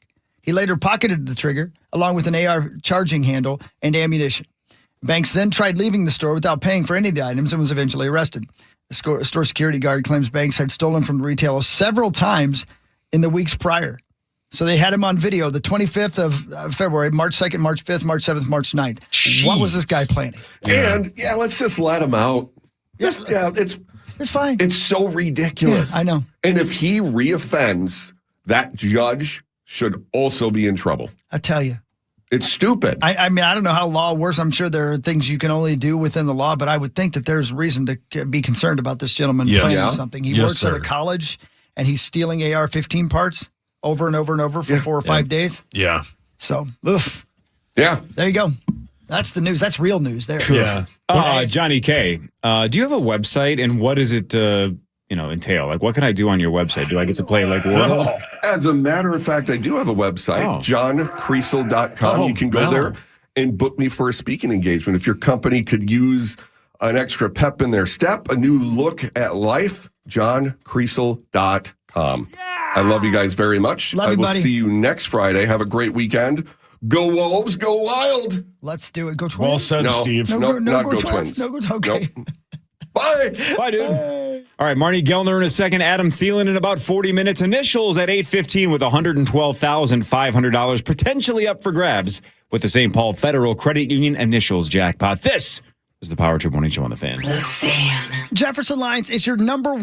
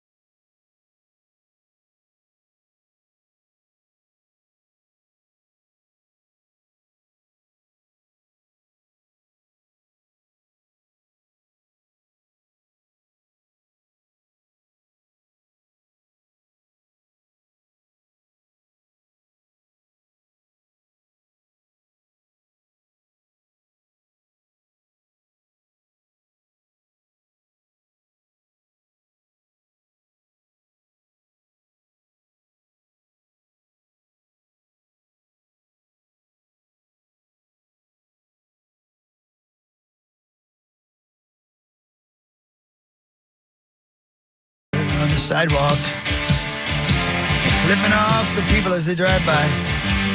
As people try to go to work, Marnie's flipping them all off on the corner, handing out flowers and beefcakes. When was the last time you Have a flipped good somebody day, off? Suckers. Well, what is today? Friday? Yeah, it is Friday. Oof. Probably Wednesday. I mean, But has I it don't been years? do it. Oh, no. Well, I mean, I don't do it so they can see it usually. Right. Passive It's, middle oh, yeah. finger. Oh, yeah. You act like you're who was it? Paul McCartney used to do that. Whenever a reporter would ask him a question he didn't like, he would answer the question, scratch his eye with his middle finger. You can see it 1,000 times. There's 1,000 pictures of him doing this, where he's flipping somebody off and pretending he's itching his eye. I'll do it in my car a lot, but I do it keep my hand beneath the window. Just in case they go road rage on it. Exactly. So does Tommy. Exactly. Yeah. Smoke is not worth the fire. Who cares? And I do it at slot machines a lot. Oh, and my God. they can see it. My Oh, finger for grows. sure. It looks like E.T.'s finger when I flip Well off the said. slot machine. Yeah, well said. Speaking of slot machines, how did Grady's Speaking of first slot machines. casino trip go? Because look, the kid's 18. He's got to scratch that itch. Did he find a W in week one? He did. He went. Yes. So his birthday was March 25th. And I already forgot the day of the week. Oh, it was the night the Wolves played Houston in that Wednesday. crazy overtime Wednesday. game. Wednesday. He did go to the casino that night. He came out $30 ahead. Oh, it's on now. He Yeah, was hell yeah. pumped. And he texted me, and Hawk, you'll love it. He texted me, Mom, I won 46, and 46 is spelled out and capitalized, free plays on a Buffalo machine. The thing went nuts. Oh, And I texted him back, OMG, wow, how much money did you win on that? He said, not much, $25. 46 spins. But he was only playing $1. Yeah. Which Yeah. good for him. Yeah, that's right. $25 on 46 spins on a Buffalo machine. Everything in, what do you call it? Everything in Moderation. Thank you. Everything in moderation. There you go. If you can do that, you can have some serious fun. Yeah. And That then- and some and then there's video me. blackjack, and he was only there for like 2 hours. So I was like, what a great first trip to the casino. What a long, strange Congrats. You are now a lifelong trip. member. Yeah. Yep. I'm fighting Buckle back up. tears. I'm so proud of him. See how sad you were during the first segment with Crease. because we And lost. now you're Crease. so happy.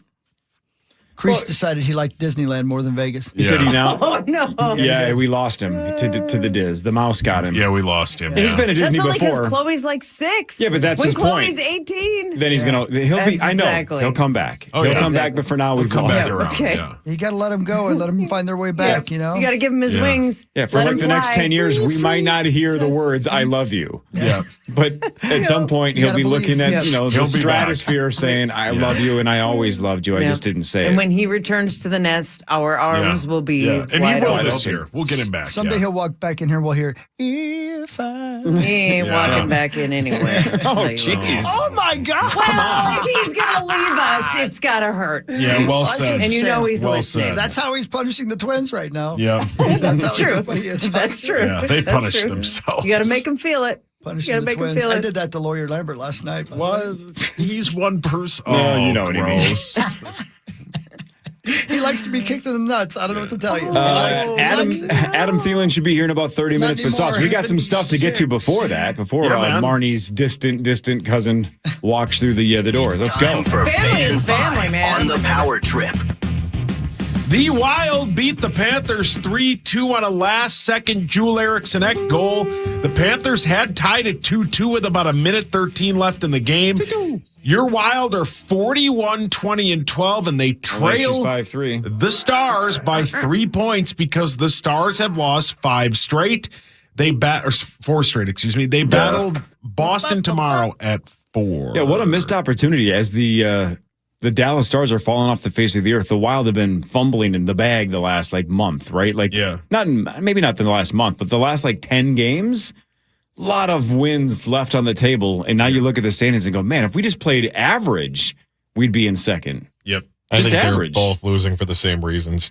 I think they look at the standings. It's hard. And plus, the Wild, as badly as they have played at times, they almost had the same thing happen to them yesterday as they did last week, where that goaltender played unbelievable. They had almost 50 shots, and they could only muster 3 goals because this guy was playing out of his mind. But good to see Foligno back, and he scores a goal, and he's playing with his brother, and it's all emotional. And now they're back within striking distance of the Stars, which I thought was not a chance at all. But as you said, Cord, Dallas has been awful. Yeah. Good. Again, keep that going. Correct. The Twins lost 2-1 yesterday to the Orioles on opening day. Joe Ryan went 5 1/3, scattered 1 hit, gave up no runs, struck out 7. Scattered 1 hit. Same 2 teams tomorrow. Taj Bradley goes for your Twins. Taj. Scattered 1 hit. Yep. It's my music career. Oh. No, you've had more than One's that. better than 0. That's right. Hey, get to the Wolves, because Mars was there on Wednesday. Can't wait to... yeah. No, wait, yeah, you were there, right? Yeah, you Yep. were there. Yep. Can't wait to hear what you thought I about worked on that. opening day. Not a Twins fan? Hey, you don't want to fly to Maryland? Sure, but I've got other work to do. So one thing at a time. I won't be at the opening weekend for the Twins, but I do work the second series of the season, the second homestand. Oh, There you So I'll go. be there. Just give me a second. Yeah, give her a second. Me? All right. Sure. me? Your Wolves will battle the Pistons tomorrow at 4:30. They made a big comeback on Wednesday against Houston. They are currently sitting in the 5th seed. Now, a game and a half up on 6-seeded Houston, who has lost 2 straight. Martins, what percentage of targets entered left when the Rockets started with the 13-0 run in overtime? Well, then there was that timeout, and that's when, half seems a little aggressive, but I was kind of shocked at how many people stayed because it was an 8:30 game, which tipped at 8:42. So you're talking 8:43. 11-15 plus at this point, right? Oh, yeah. By the time Yeah, but overtime it's hits? overtime. Oh, yeah. It was, Maybe 11:30? Yeah. On a and Wednesday. You're down 13 rip in overtime. It's over. Yeah. Just go home. Yeah, it's over. Yeah. I mean, Patty had turned off the TV. She had, she was tired of it. Patty cakes? No, my mother. Kelly's mom had tweeted that she turned off the TV. We had this conversation the next morning. Even Matt, who I'm just going to stop you right there. Who? He's my husband. Grady was talking about the game, and he was like, and then he started to say something like the biggest comeback in NBA history. And even Matt goes, "What? They won the game?" I would guess most people who stayed with it at least as long as into the overtime. As to what point, I don't know. Probably 13-0. That seems like a natural point. You wait for a timeout. Boom. You'd go to bed. Over. You leave the arena, whatever. Maybe half. Maybe close to half. But I don't blame any of those people. It's when you leave the Vikings game and they're down. Or no, it was the Vikings game. You and your girls left. Yeah, I was there. The greatest comeback in NFL history. I was there. I was at that game. You can't expect that was to there. happen. Yeah, It I was doesn't there. make you a bad fan. It makes you a realistic person. But no, I don't know how you could have seen that coming. There was nothing in that game that said, I bet the Wolves are going to flip this and go 15-0. Especially with the roster, right? My God. No Ant, no Io. Roster man. Yeah, roster. Yeah, Rudy- they didn't play any of the game. No Rudy, Dusty. Rudy fouled out. Nas got ejected. Jaden got hurt. Jaden left late in the 4th with an injury, which turned out to be cramping. Yeah. And the way the game went then just went crazy. Mike Conley makes a 3, who had been ice cold all game to start the run. And then the Wolves go crazy. And then we go on a 15-0 run, which was totally unlikely. And then Kevin Durant is at the free throw line with 3.5 seconds left. And he misses the first. And And he he'd been doesn't miss? 10 for 10 from the line. And he misses the first, which forces him to have to miss the second, which then gives the fans free chicken. And I forgot about that. That's in overtime too, huh? I went to Chick-fil-A yesterday just to put the exclamation point on that game and got my free chicken sandwich. Look at that. That It sounds just good. was, it was one of those things where I have to go immediately onto the court and do the postgame show with Jim Pete. And we both kept looking at each other like there were so many things that we tried to keep absorbing because so much happened and so much of it was so unlikely that it was like, oh, yeah, okay, yeah, and that happened and it's real. And that happened and that was accurate and factual. Just, it didn't really make sense. It was one of the most incredible, unlikely, ridiculous games I have ever seen in my life. It's too bad it wasn't a postseason game. I mean, Yeah. we had a little bit of that in that Denver game, that Denver comeback back in the day a couple of years ago, but still. The playoff game. Yeah, the where we were playoff game down with the at big halftime. comeback. Yeah. Exactly. But you know what it did was set the scene for if these teams meet up in the playoffs. Oh, man, because there was some chippiness and the officiating did not help that at all. This Not Scott at all. Foster bit, I am not Ridiculous. an officials person where let's blame the officials or this guy's reffing our game. Buckle up. I just don't pay attention to that. That's ridiculous. This game, that went way too far. There were 3 calls in particular that I thought were so egregious that they were embarrassing. And the final one was the Şengün, the Alperen Şengün, where That's call Hawk's favorite where player. Naz Reid drove, and Şengün is clearly still easily. You don't have to microscopically looking at it. He is completely still moving, and they called it Come again. an offensive foul on Naz Reid. Okay, fine, you see it in the moment. When you go to the monitors and look at that again and let that call stand. In my opinion, the NBA needs to look into that because that is not only embarrassing, it is calling into question the integrity of that officiating crew, that officiating individual. And So what you are saying, that was because I want so people to bad. click on this. Let somebody, Zach, clip this. See, what you're saying is Scott Foster had money on the game. Is that what you're saying? I mean, that could be a translation, yes. Wow. You heard it here first. That's Marnie bold. Gellner headline. Marnie There's Gellner says Scott Foster had money on the game. That's bold. There is no reason an official should be talked about that much after an NBA game. And Fixes in. that was so prominently an official needing to be talked about after a game. Twitter So- had a field day with Yeah, Scott they did. Foster. And we they won let him the have game. it. I know. Yeah, We correct. won the game and we're Correct, yeah. talking about an official. Sure. Boy, it was hard to watch. Well, thank you for your But honesty. that game was wow. And we Thank were you for your honesty. up by 13 with 3.5 minutes to go. What a No, swing. we were up by 11. And then Houston went on a 13-2 run to close regulation. The swings, man. Unbelievable. Woo! What a victory. Thanks for letting me get that out. And now we have 9 games to go in the regular season. Let's recap where we are. 9 to go. Sauce mentioned it. We're a game and a half up on Houston, so we're in 5th. I mean, we're a half game behind Denver, but we have to clear them because we don't have the tiebreaker. You know what you need, Mars? What's that? You need to drink a Surfside and chill out. Give Well it said. to me. Button bar. I could go for a little peach iced tea and vodka. I'm just going to turn my mic off. Surfside. Sounds good. I could use a drink. Yeah, thanks, Surfside. Yeah, thank you, Surfside. Yeah, thank you. All right, Adam Thielen on his way to the studio. We'll talk to him shortly. We'll play initials at 8:15. One of you listeners gets a crack at $112,500 thanks to the St. Paul Federal Credit Union initials jackpot. Speaking of Adam Thielen, Vikings news is next. This is the Power Trip Morning Show on The Fan. From the 1-800 Ask Gary traffic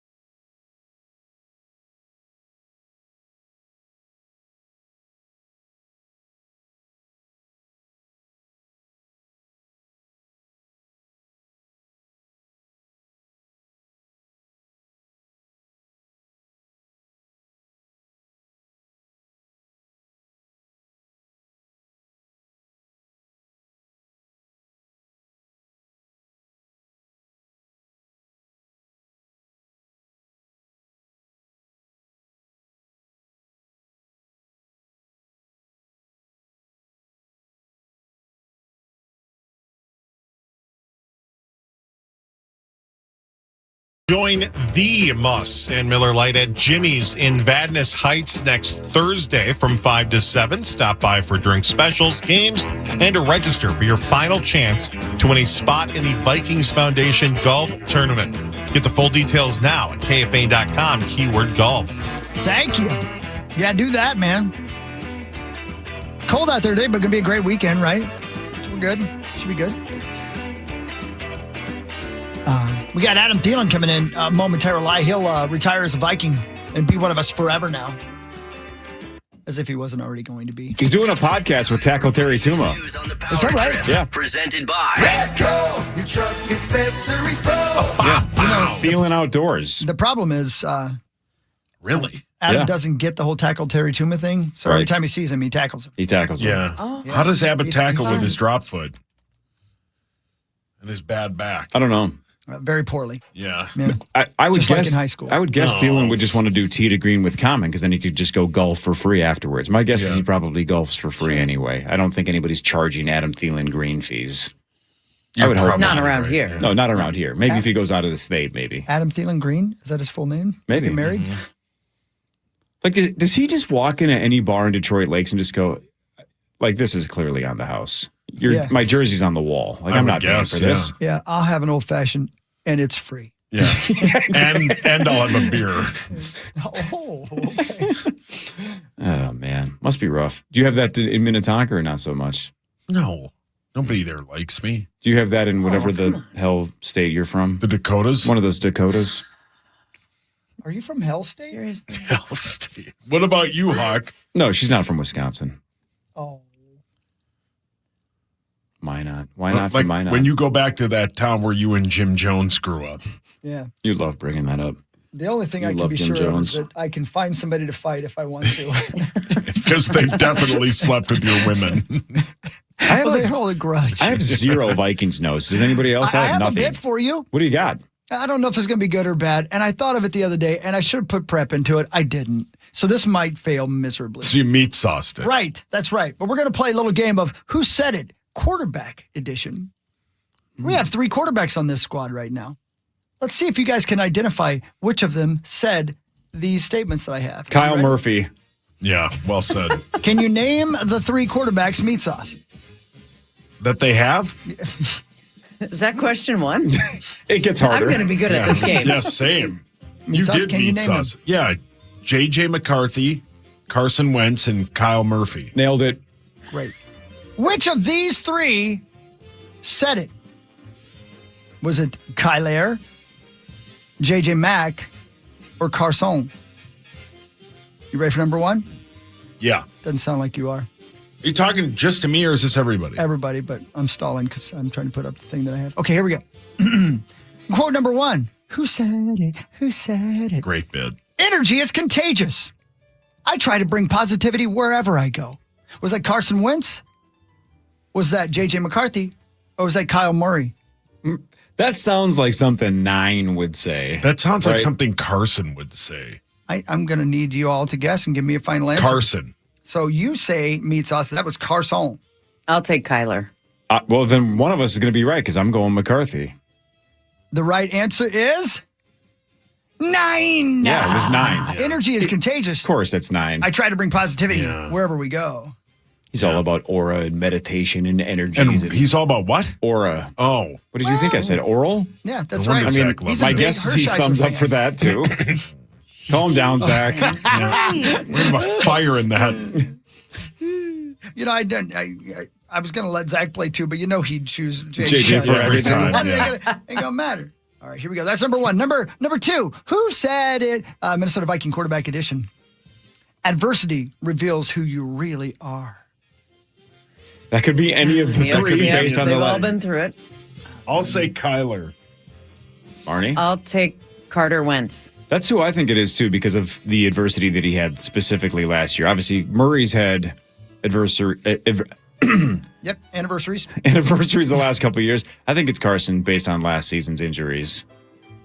Adversity reveals who you really are. Was Carson Wentz. We're Good killing call, this. guys. Yeah, you guys are good Wow, at you this. know your QBs. You know your QBs. It's like keyword. It's like when you watch Jeopardy. You don't have to listen to the whole question. Just watch for the keyword, and then you know who it is. Who said it? Viking quarterback edition, number 3. It's now a 2-1-0 lead for Corey Cove over Marnie in second. Okay. Sauce is supposed to be the NFL expert, and he's meat sauce in this. You are correct. My identity isn't football. It's in who I am as a person and my faith. Carson Wentz. Wentz. Oh, man. Yeah, that I think Carson's the most vocal about that. I'm with you on that. All right, we're unanimous. You all say it was Carson Wentz?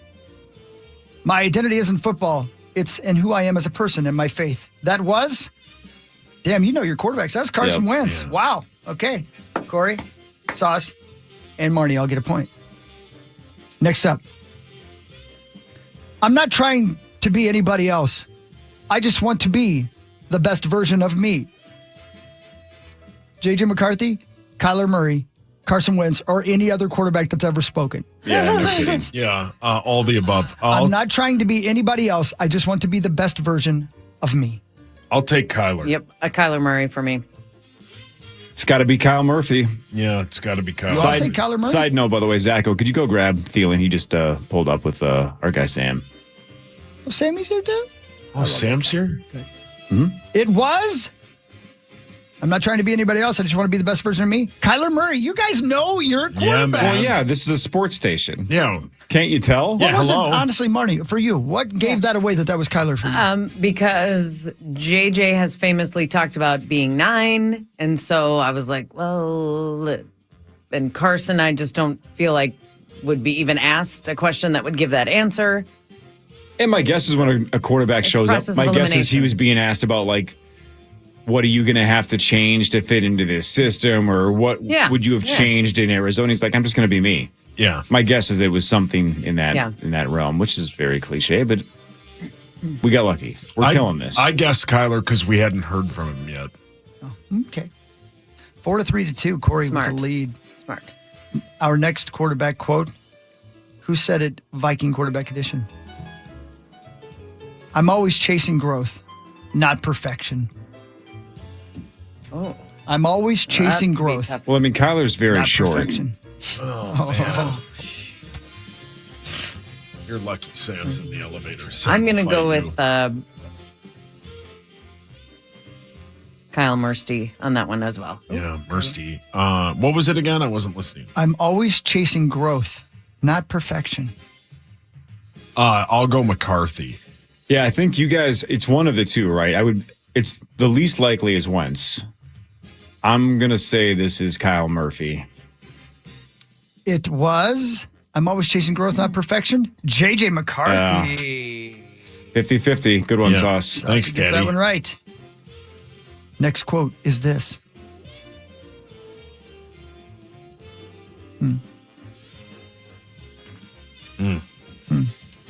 If the next one's like, I'm 9, I'm him, it's going to be very simple. Yeah.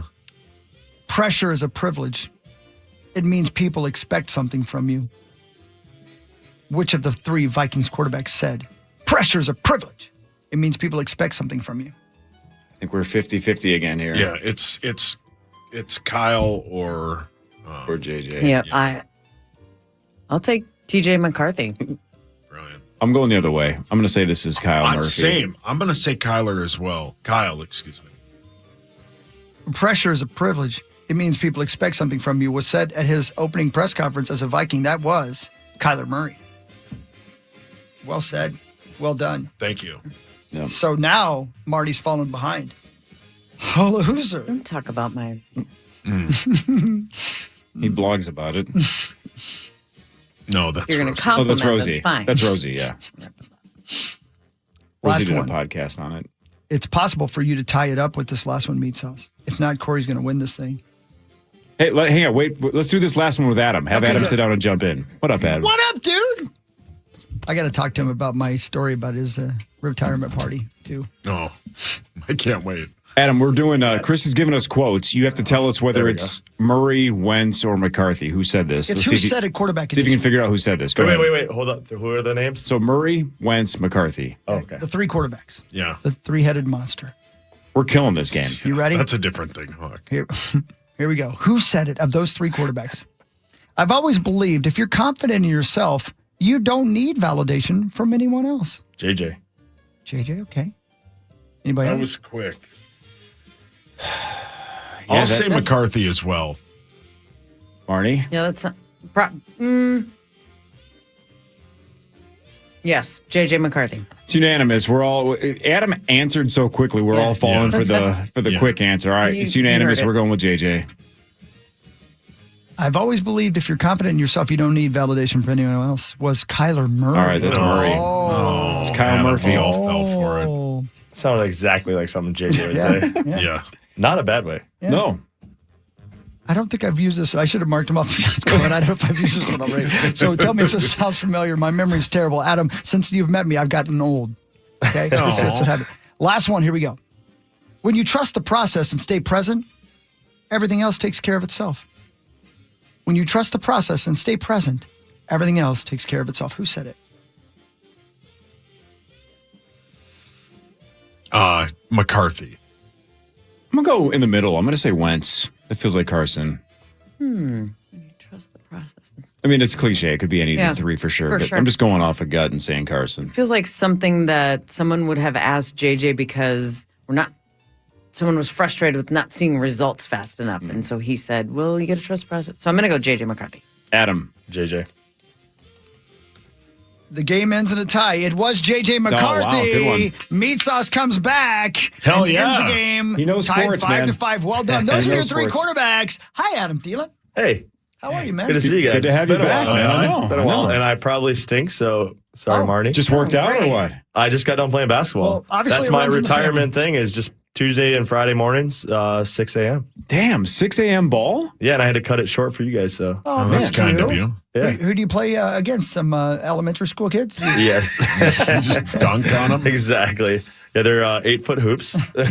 Oh, there's nothing better than dunk ball. Oh, I love that. Yeah, Yeah. that was the It's a best. trampoline floor. Sounds amazing. Yes. So you were at Sky Slam Zone. ball, Yeah. Sky Zone at 6 a.m. Did you guys watch slam ball growing up? I mean, I saw it. I don't think I wouldn't So say good. that I Yeah. watched I don't it. think I definitely watched have it, but seen yeah. it. It was in the background. Yeah. All right, It's let's interesting. break. You're retired and you're choosing to work out at 6 a.m. Yeah.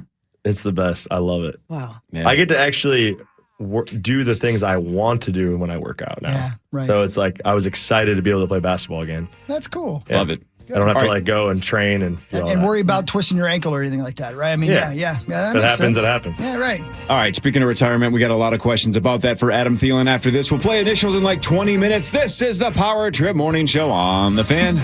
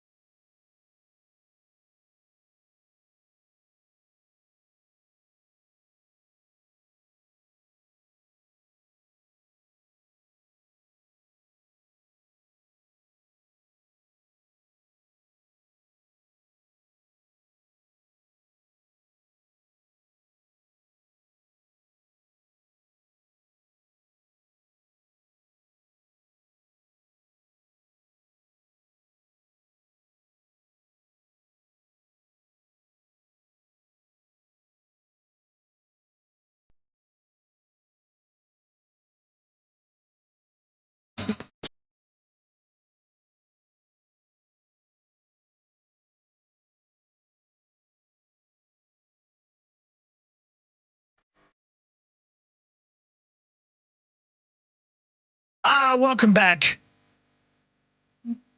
Family conversations happening over there. It's like Thanksgiving over there, watching cousins just talk it through. Welcome back to the Power Trip Morning Show at 8:06. Hey, Cor. Yes, sir.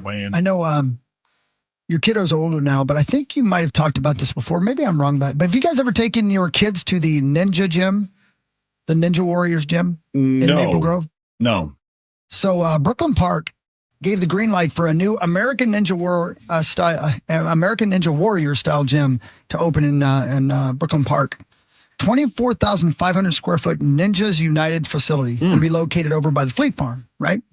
The gym blends youth training and obstacle course I can't talk today, Adam. I need to retire. Obstacle course athletics for kids ages 4 and up and their families. It's their second gym they're opening. Owners Chris and Jen Voigt have one in Maple Grove as well since 2018. Expanding because of demand. We started 5 years ago with 75 kids. Now we have 600 that come every week with over 500 on the wait list to get in. Makes sense. I know. Memberships at the gym range from $110 a month and on up. The gym also partners with Rise Up Ninja Foundation, a Twin Cities nonprofit that provides grants to low-income children so they can get in and exercise well. This place looks like so much fun. The new location will open in August, but I wish they'd had this when my kids were younger. So where my kiddo does gymnastics training, in the back of the facility, they basically also, like, at the same time have a ninja class that's going on. Yeah. So the team that my daughter's on, they're all like locked in and focused and trying to do all these vaults and things perfect. And in the back, it's basically the Lost Boys, right? Yeah. It's kids with like mohawks doing backflips into like foam pits. And I'm like, that looks like so much more fun. But that's about 90% boys, 10% girls. And of course, the gymnastics team is 100% girls. Yeah. So all the crazy kids in the back are just, 7-year-old boys doing backflips. It's kind of hilarious. Yeah. But it's a good exercise. They're climbing and jumping and having fun. It's the best. There's no sword play, right? I don't believe so. No, it's not the actual Lost Boys. No. Do they have an adult version for retired NFL players?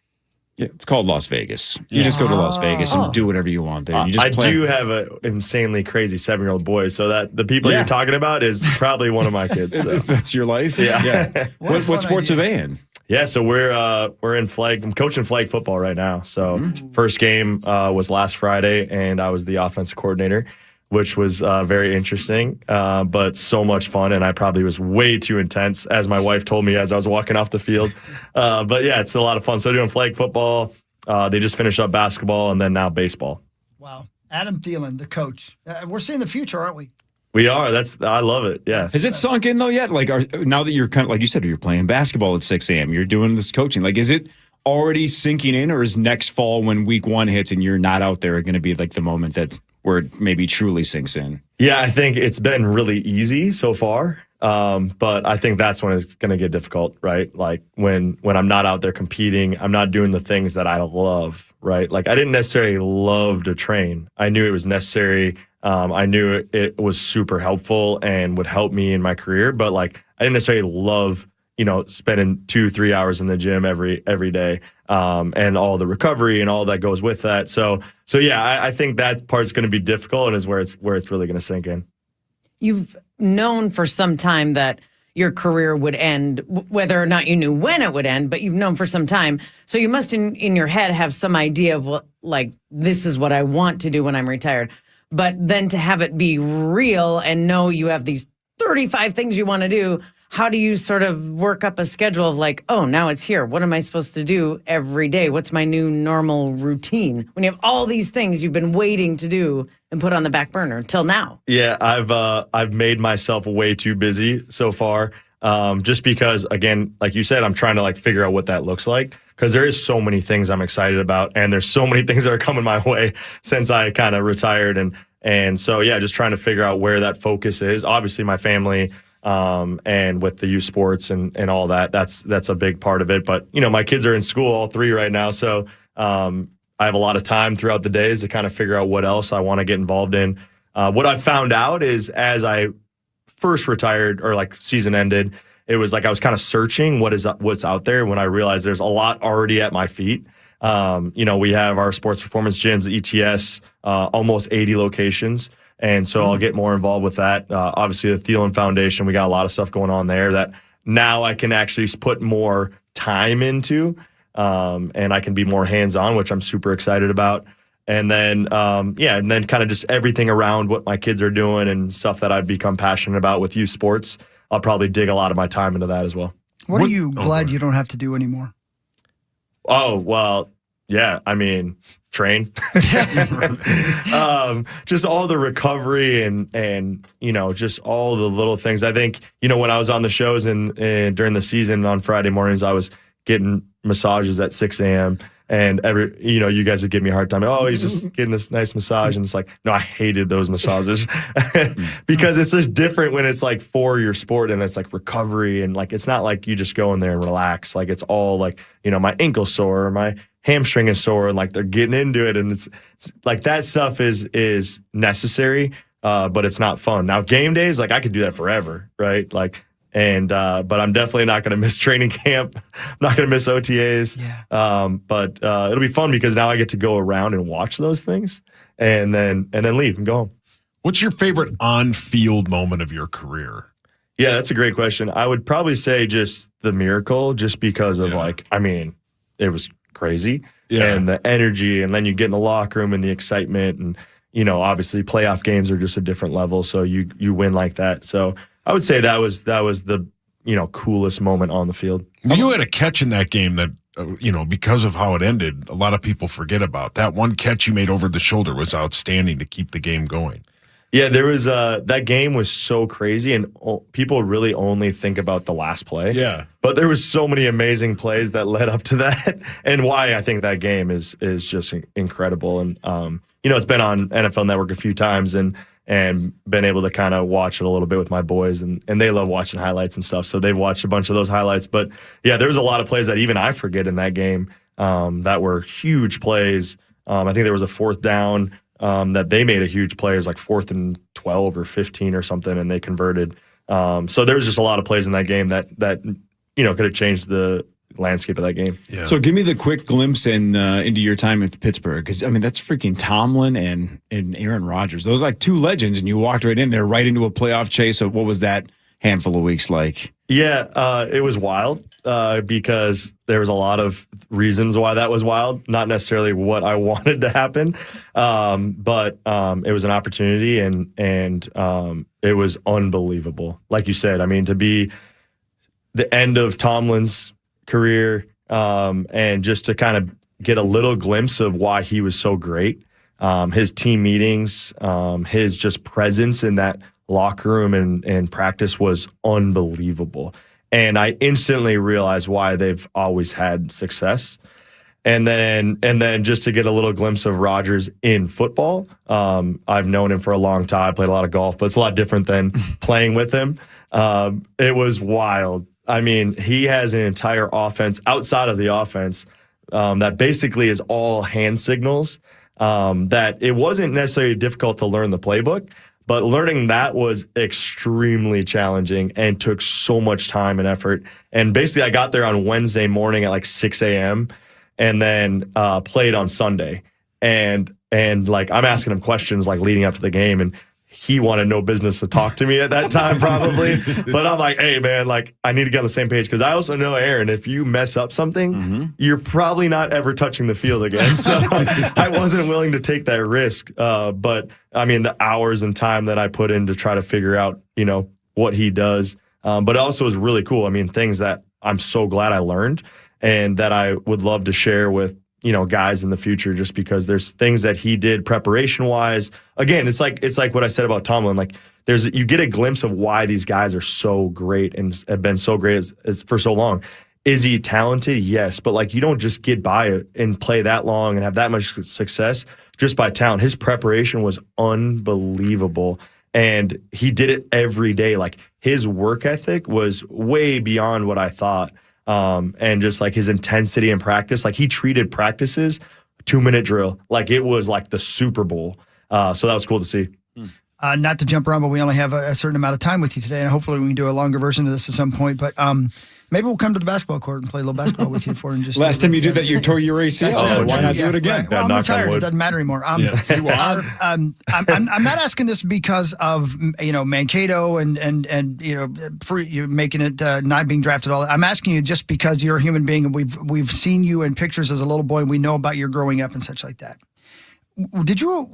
Was there in any way were you surprised that you were good enough to play in the NFL, or does that kind of mentality not work for somebody of your level of athleticism? Do you know what I mean? Did you ever say to yourself, "Man, I wasn't sure I can do this, but I can"? Well, thankfully, I was actually telling someone this morning playing basketball, but thankfully I was extremely delusional because when I came into rookie minicamp tryout, like I never had any doubt in my mind that I was better than these guys, not just as good, but better. And I just didn't have any stress going into that weekend. And I guess I didn't even think about like, oh, I'm going to make it. I just was like, oh, I'm going to play football. Like there wasn't really any anxiety or stress, where now I look back at it and I tell people this a lot, but it's like, I look back at those times now and I'm actually really nervous. Like, I'm like, that's crazy. Like, wow. The chances of making it from that, are so almost nothing. And to be able to do that again, like I think just that delusional mindset of like I'm better than I actually am, propelled me to a 13-year career. That's incredible. I think you have to have that though. Yeah, it's like the cognitive dissonance between confidence and rationality, right? Yeah. You have to believe in yourself even if the numbers aren't very high. And not be faking it. You have to really believe it. Yeah.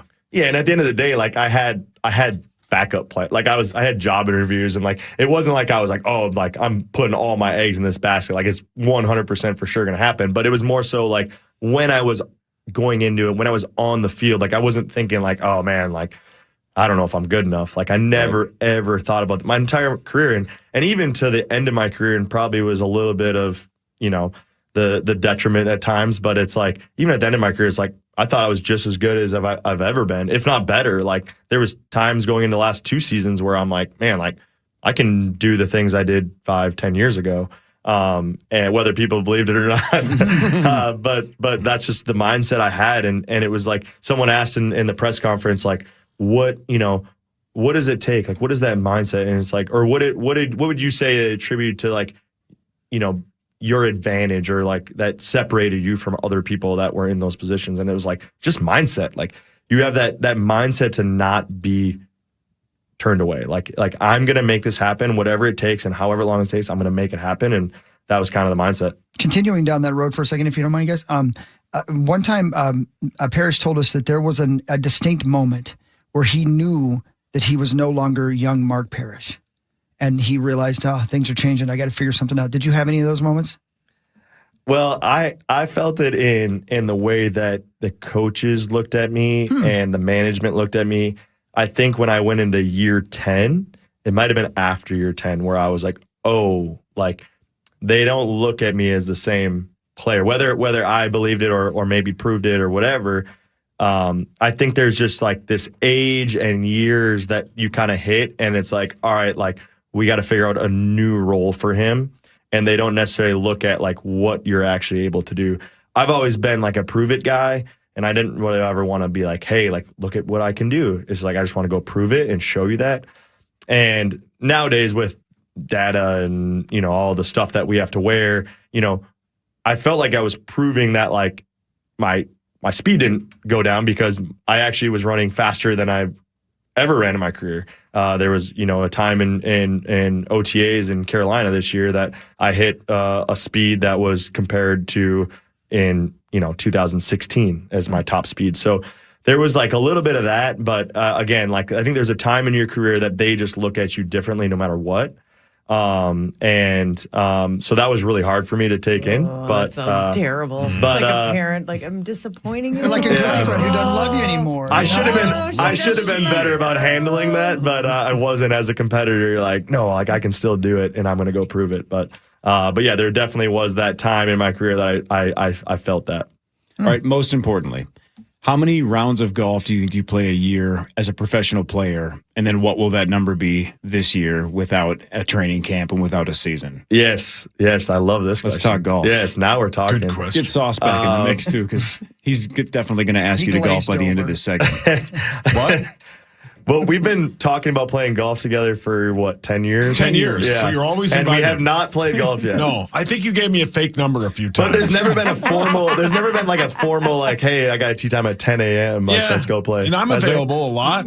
Yeah. I can play. It's not open now because of the weather, but I'm available anytime. Well, thankfully, I'm a lot more available now, so we'll get out there. Let's do it, yeah. But long story short, I probably have played in my career, I usually play like 10 to 20 rounds a year because my window is really short. Sure.